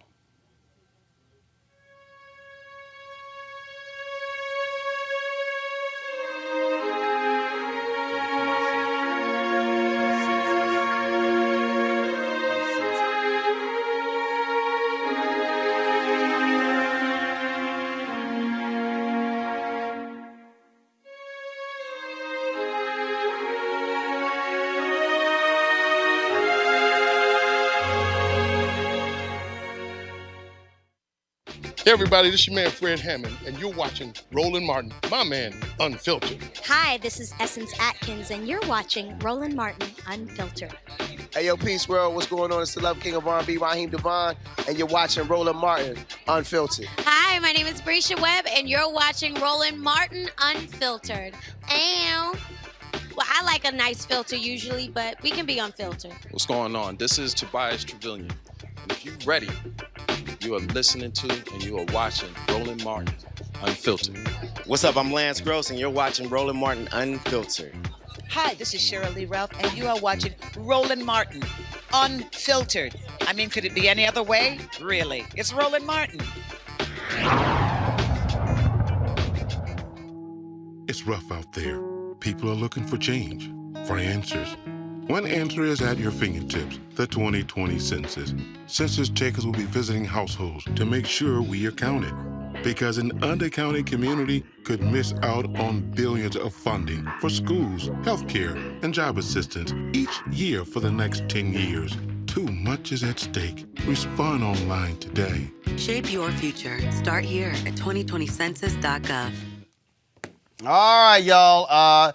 So Greg, Reese, and Erica, we've been, of course, playing back some of our favorites on the show. This is our second anniversary. Of course, the anniversary was on Friday, September 4th. It has been quite interesting. So before I play this, I will ask y'all just if you, on top of your head, your favorite show memory over the last year. My favorite. Oh my gosh. Look, Roland, any night you and Scott is in there giving each other that work. Well, you know, I gotta smack around Lil Kappa. I gotta smack around a Lil Kappa. That's to me. Reese, Erica, your favorite? There's so many. I mean, but some of the, I will be honest, the shows that I really do enjoy, some of the ones with Malik on there, because Malik is so dead now. And I love you, Malik. So shout out to, it's nothing personal. Some of the beliefs that Malik holds, the way that Roland then deconstructs those beliefs and then kind of, gives kind of Malik an opportunity for an on-ramp. And Malik is like, nope, I'm going to stay right over here on this side. I think those are some of my favorite moments because you really can't hear the spirit of debate and just kind of, where some people do lean, unfortunately. But yeah, those are some of my favorite ones. Reese? It took a second to come up with it, but I have to say, being on your show the day that Senator Kamala Harris was announced as VP, it doesn't get any better than that for me. So I'm going to be selfish. I'm not going to be humble like y'all, and I'm going to say, me being on your show the day that Senator Kamala Harris is announced as our next VP. So that's righteous, Reese. So I was gonna skip it, but I guess I go ahead. Somebody asked on YouTube. I really was gonna skip this story because I don't really give a damn what she thinks. But so did y'all hear Megyn Kelly having her little drama? She got a little upset with Senator Kamala Harris for praising Jacob Blake, and so she sent out. Did she send a tweet out? Y'all got the tweet? Go ahead and have it ready. Come on, pull it up. Pull a tweet up. Now this was, so Megyn Kelly, proud of him. He's accused of breaking into a sleeping woman's house, sexually assaulting her, humiliating her, and later returning to harass her. Then the cops she called for help say he resisted arrest, assaulted them, and went for his knife. How about a word for his victim, Senator? Reese, take it away. You know what? Get him, Reese.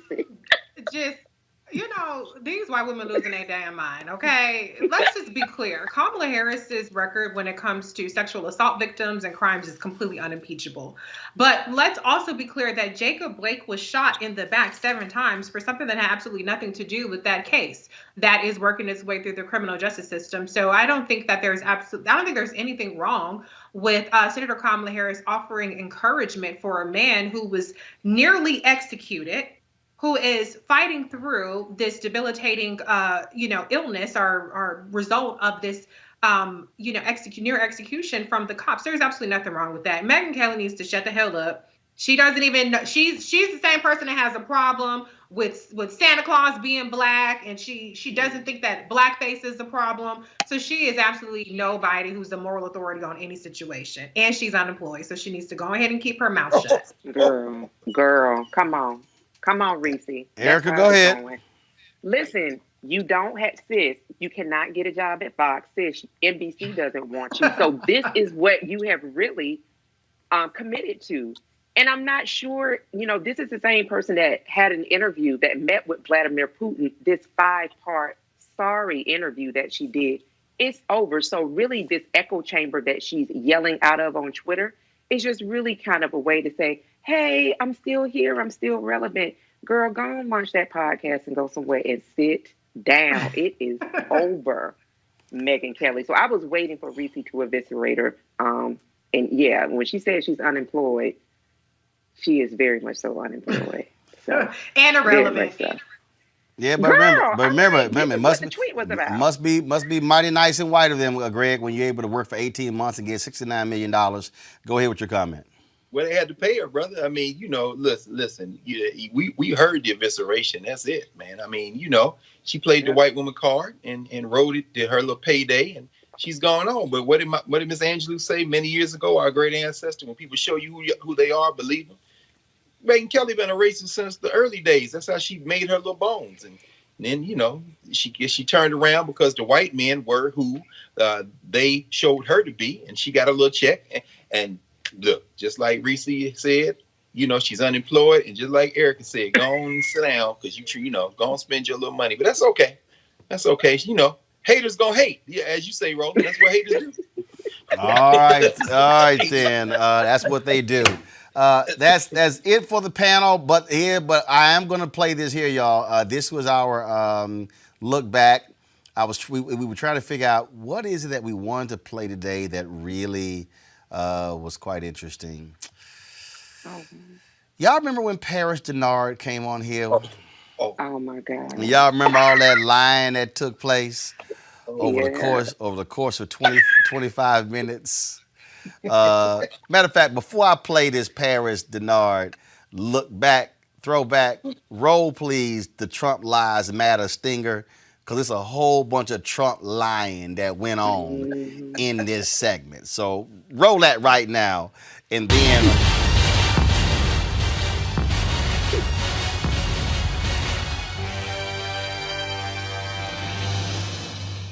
And here is Lying Paris for lying down Trump.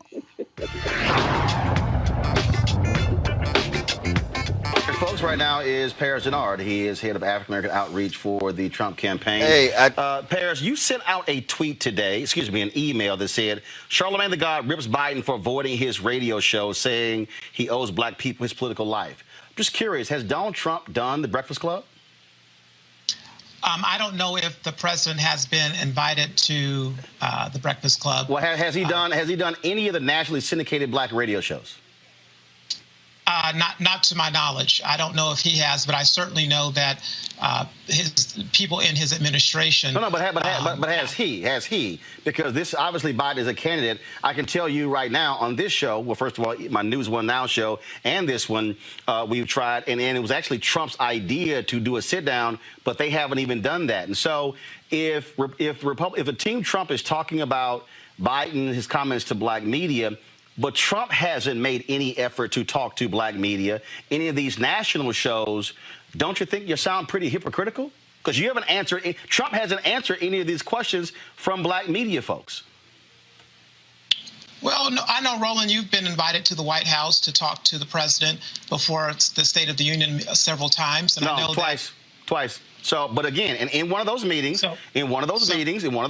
Trump said that he would sit down with me and Ben Carson. I've sent multiple emails to Mercedes Schlapp, Kellyanne Conway, Sarah Huckabee Sanders, as well as Hogan Gitley. Hasn't happened. That's been 3 years. Well, it looks like he's tying the record with President Obama. But I think at the end of the day... No, that's actually not true. First of all, President Obama was sworn in January 2009. I interviewed President Barack Obama in January 2010. So, no, you're wrong.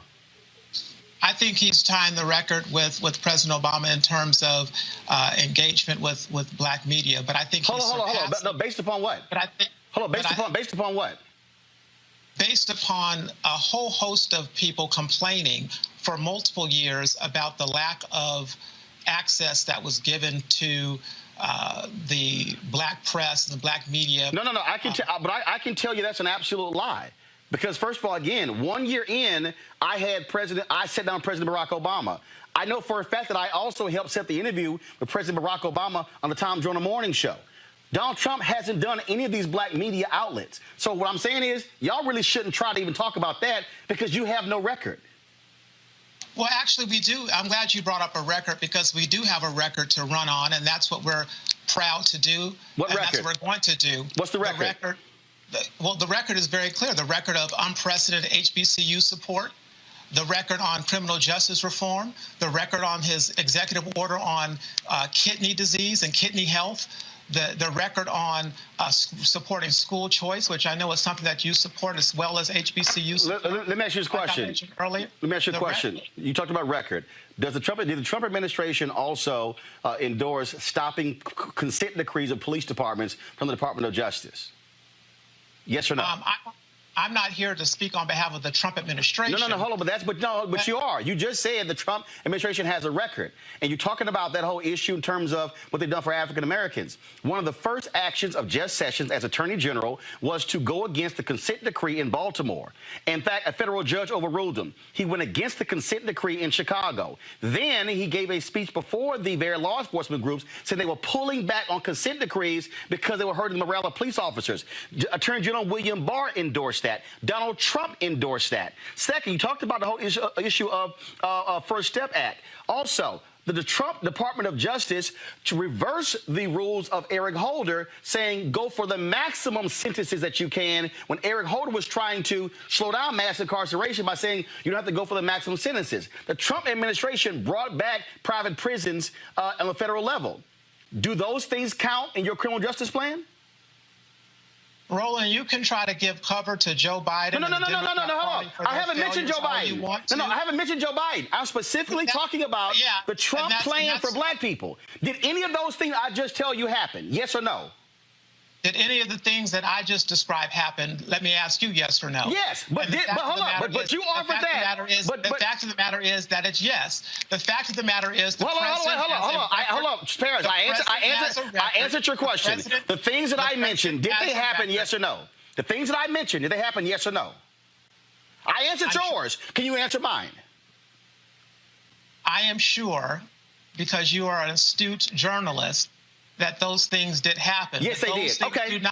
But those things do not take away the fact that Joe Biden says bigoted things, like he said today, that was insulting, things that should have never been said, that Ambassador Patrick Gaspard said that he wouldn't have said, even in jest.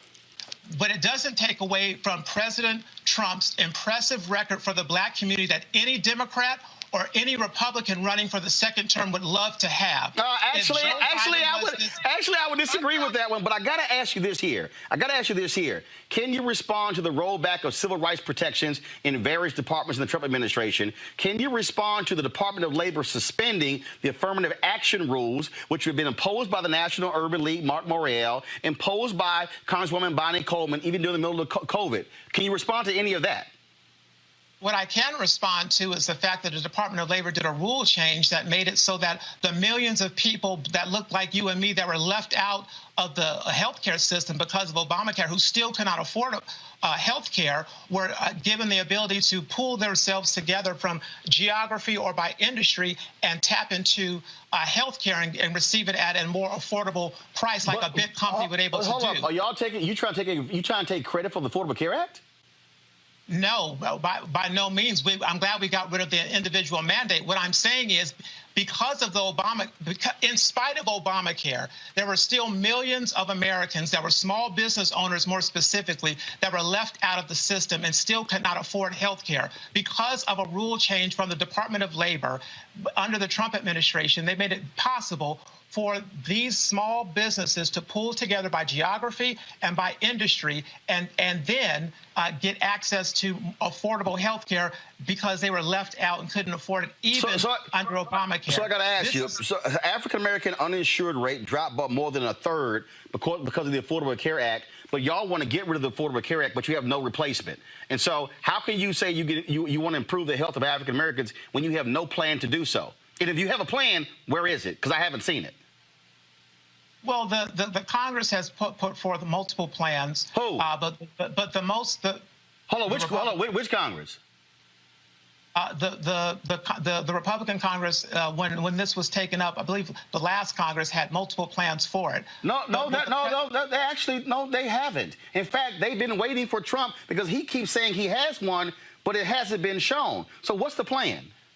Well, the first thing was to get rid of the individual mandate. The second thing was to make sure that as we look at COVID-19, that any black American, any American, period, who cannot afford to go into the hospital should not use economics or socioeconomics as an excuse or a reason to not go.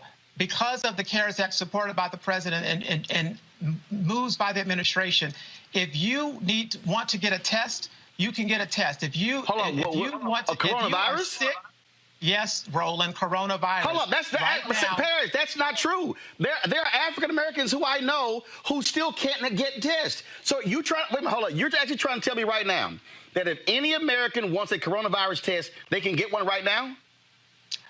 I'm going to take it a step further, Roland, and help educate you and your audience.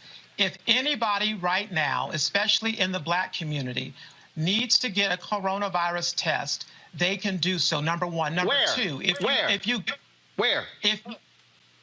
the Trump administration has put forth tons of resources as it relates to community centers and testing. If you saw that over 100,000 through FEMA testings were sent to Detroit specifically. Hold on, I was told we were supposed to have drive-by testing, and there's a big old news conference in the Rose Garden with Walgreens and CVS and Walmart. None of that has actually happened.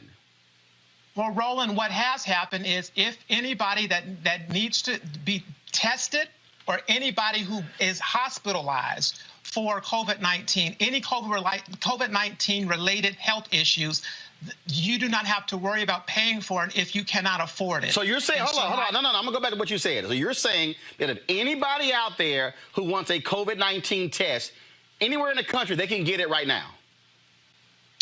Yes. And wow, that's breaking news. That is not breaking news. Actually, it is.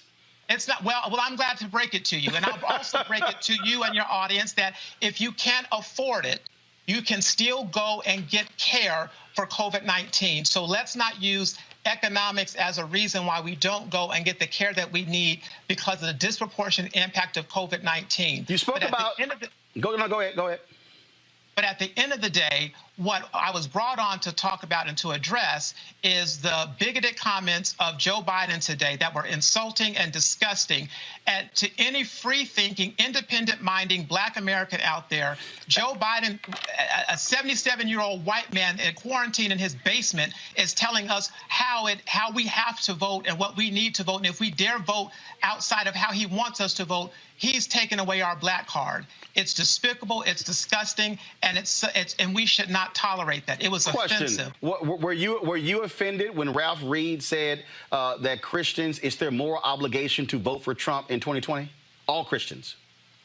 I don't find that to be an offensive comment. It's not. So if you're a Christian and then you don't support Trump, Ralph Reed literally said it's the moral obligation of all Christians to render to God and render to Trump. Well, I don't know if you said render to God and render to Trump. Actually, he did. It's actually in his book. Congratulations. I didn't read his book, but I will tell you. But he's a white conservative evangelical. So if you're criticizing Joe Biden for this, do you criticize Pentecostal who looks at the Democrat Party and their stances on certain things morally, and I find them to be reprehensible. So I'm asking again. If you criticize if you're criticizing Joe Biden, for this, when you have a governor of Virginia who was proudly putting on blackface and supports infanticide and late-term abortions, and when you have when you have things like that, yes, morally, I'm against it. And so, are you also, as a Black conservative, do you stand with Donald Trump or Black conservative Colin Powell when it comes to voter suppression, how it's being specifically targeted as African Americans? Have you called out Donald Trump and the Republican Party for their full embracing of voter suppression, such as what we've seen in North Carolina, where federal judges ruled there was a laser-like targeting of Black voters? Have you done that? Is that morally offensive? Is it morally offensive for Republicans to have a laser-like targeting of Black voters to suppress their vote? Yes or no? I disagree that Republicans have a laser-like focus on trying to suppress the black vote. A panel of federal judges. Paris, that was in an actual ruling.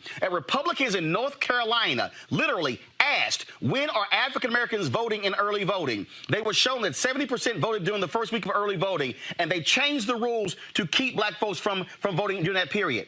A federal judges ruled that there was a laser-like targeting of black voters. So are you actually, we're curious, is that morally offensive to you as a black man, as a Pentecostal black man, that white Republicans would target black voters like that in North Carolina? Yes or no? Is it offensive to you that the Democrat Party is the party of infanticide and continues to be the leading cause of death? Actually, you don't answer a question with a question. But I'll be more than happy to answer your question. But can you answer my question? Roland, I am able to do that because I'm a free-thinking black man, and I can do whatever I dang well please. Okay, but if it's morally offensive, answer the question.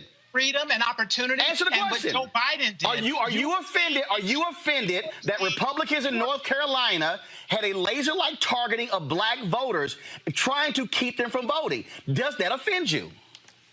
I'm offended by the efforts right now of Democrats that are trying to make mail-in voting the thing of what we're doing, knowing that it is not only dangerous. I'm asking you specifically. That it is not only dangerous for black Americans, not only that there are several accounts of many blacks on the left-hand side, on the left side of the political aisle who raised the problems with mail-in voting. That's why the RNC has put out protectthevote.com. First of all, hold on. If I recall,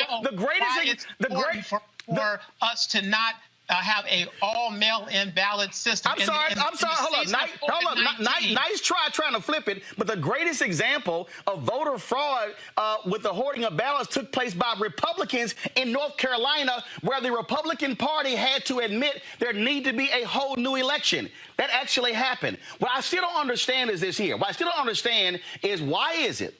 Because see, here's the deal. When you say free thinking, free-thinking black man has the ability to call out stuff on the left or on the right, in the middle it doesn't matter. But see, you're actually being a partisan black Republican when you're afraid to even stand with Colin Powell, who gave a speech, and the governor of North Carolina, Republican, was sitting in the audience, and he called them out for their attacks on black people voting. But you can't even say that the laser-like targeting of black voters was morally wrong. I am not going to allow you or Joe Biden to offend me or the millions of black people like me. I didn't offend you.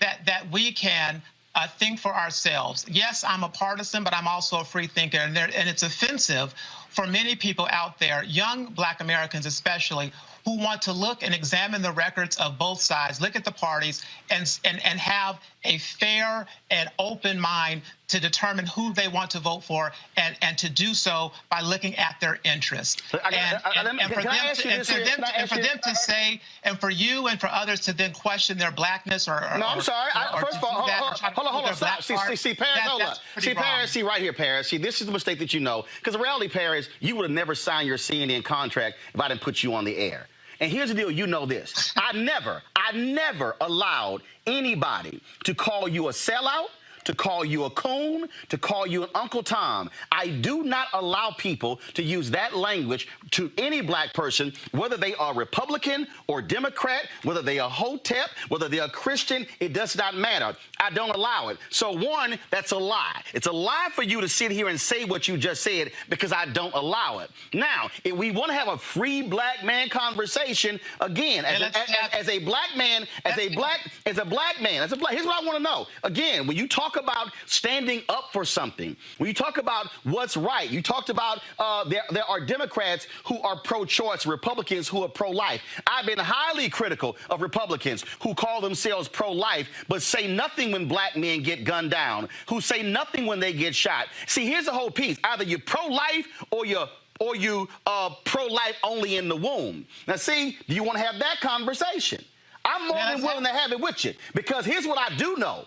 The man you're supporting has stood before and has criticized progressive district attorneys, black DAs who are trying to end mass incarceration. He has said we're going to pull back on consent decrees. And so, it's laughable, Roland, that you are going to sit here to your audience and ignore Joe Biden's no.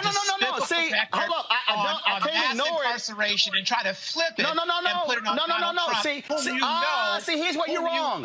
Here's where you're wrong. For criminal justice reform that is actually impacting thousands of black men. Here's where you're wrong. Reuniting with their families, our communities, and our citizens. See,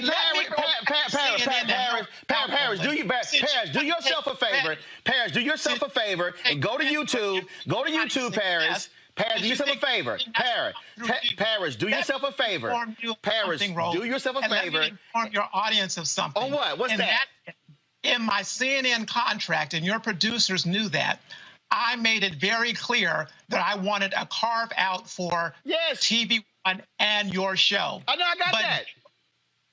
No. And so it was not because of you, because I was doing media long before your show. But it was out of respect. It was out of respect to you and your platform that I asked for a carve out, which didn't happen. But here's the deal, Paris.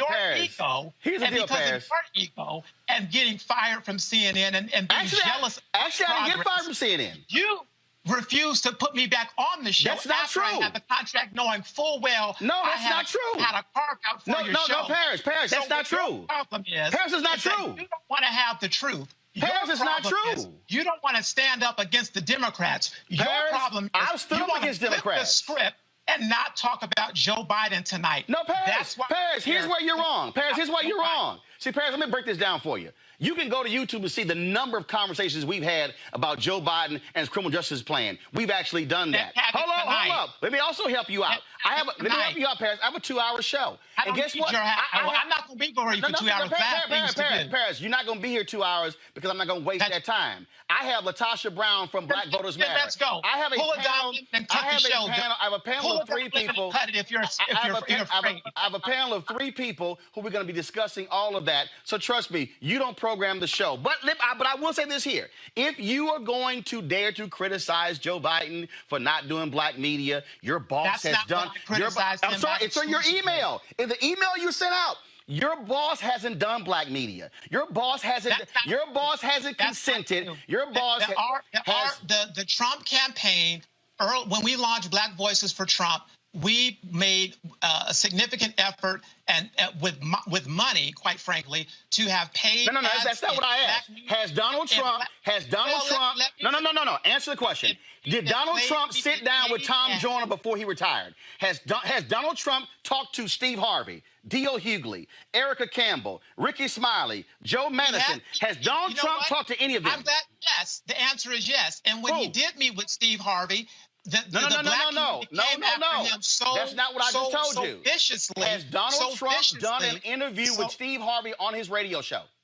Yes or no? No, but he has met with Steve Harvey. That's not what I asked. I asked you, has Donald Trump done interviews on the air with Steve Harvey, Tom Joyner before he retired, Ricky Smiley, D.O. Hughley, Joe Madison, Erica Campbell, Dee Dee, all the nationally black syndicated radio shows? Has he done any of them? No, but he has met with black journalists. Okay, gotcha. On a local level. Oh, so so he won't talk to any of these nationally syndicated radio shows, which actually are the largest reaching black audiences. He hasn't done any of those, right? He hasn't done it yet. Okay. Oh, but he will? Hasn't done it yet. Will he? Well, he's not afraid. No, but will he? I can't speak for the campaign, but I will tell you. So how about this here? Why is it that in 3 years, Donald Trump hasn't bothered to even speak to the National Urban League or the NAACP? He's been invited. You see, that's the problem. No, I just asked the question. I'm asking the question. Why hasn't Donald Trump? President? Stop talking and let somebody respond. Why hasn't he done it? The answer is just because he doesn't go to a convention doesn't mean that he's not speaking with and working with the Urban League. I would like to inform you and the audience. First of all, Roland, that's the old tired way of thinking. No, You it's think actually just it's like not. a 15-minute speech. George W. Bush spoke to the Urban League 5 times in 8 years. I was responsible for him going to the NAACP with Bruce Gordon. So when it comes down to giving a 5 to 10-minute speech or actually having real policy and working together, that's what this administration has been doing from day one. Reaching out, working with the National Action Network, the National Urban League, the NAACP, working with the National Bankers Association, which is all of our Black-owned banks. This is what this administration is doing behind the scenes, because they won't give credit for it, but it's fine. But they are working long before COVID-19, but during COVID-19 and before, through the Opportunity Revitalization Council and other leaders within the administration and the cabinet. That is how you get things done for the community. So, Roland, if you want somebody to give a 10-minute speech, congratulations. No, actually, it's not 10-minute speech. It's community is what this administration actually, it's not 10-minute speech. And but again, I want to campaign on. I outline. So continue to give cover to Joe Biden and his bigoted comments. I want to know what Bob Johnson said, and he said he should spend the rest of his campaign apologizing to every Black person he meets, because he represents the arrogant, out-of-touch attitude of paternalistic white candidates who have the audacity to tell Black people, the descendants of slaves, that they are not Black unless they vote for him. And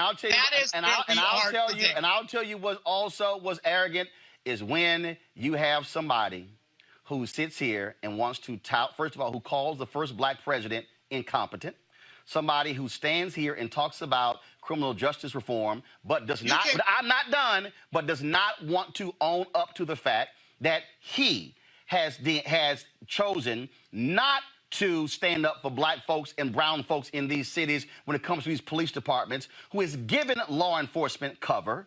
That's what he has done. A Department of Justice that has done nothing when it comes to voter suppression, that stands on the side of those who want to keep folks from voting. When the Obama Department of Justice stood with the Black and brown people in Texas when it came to their voter ID, Trump wins, and they completely go to the other side and stand with the folks who want, even though 5 federal judges said that voter ID in Texas was discriminatory. So if we see, here's the deal. We can talk record, but we're going to talk about the whole record, not a little bit, because also on this show, we talk about the whole record of Joe Biden as well. Because, see, nobody gets a pass, including your guy.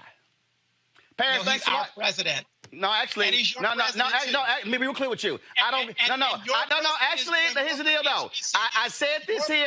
I said this in February 2017. I said it in February. Oh, please. Please. I said it in February 2017. That's the truth. Here's the deal. I will never call somebody president who can't even respect the office of president. So he's Donald Trump.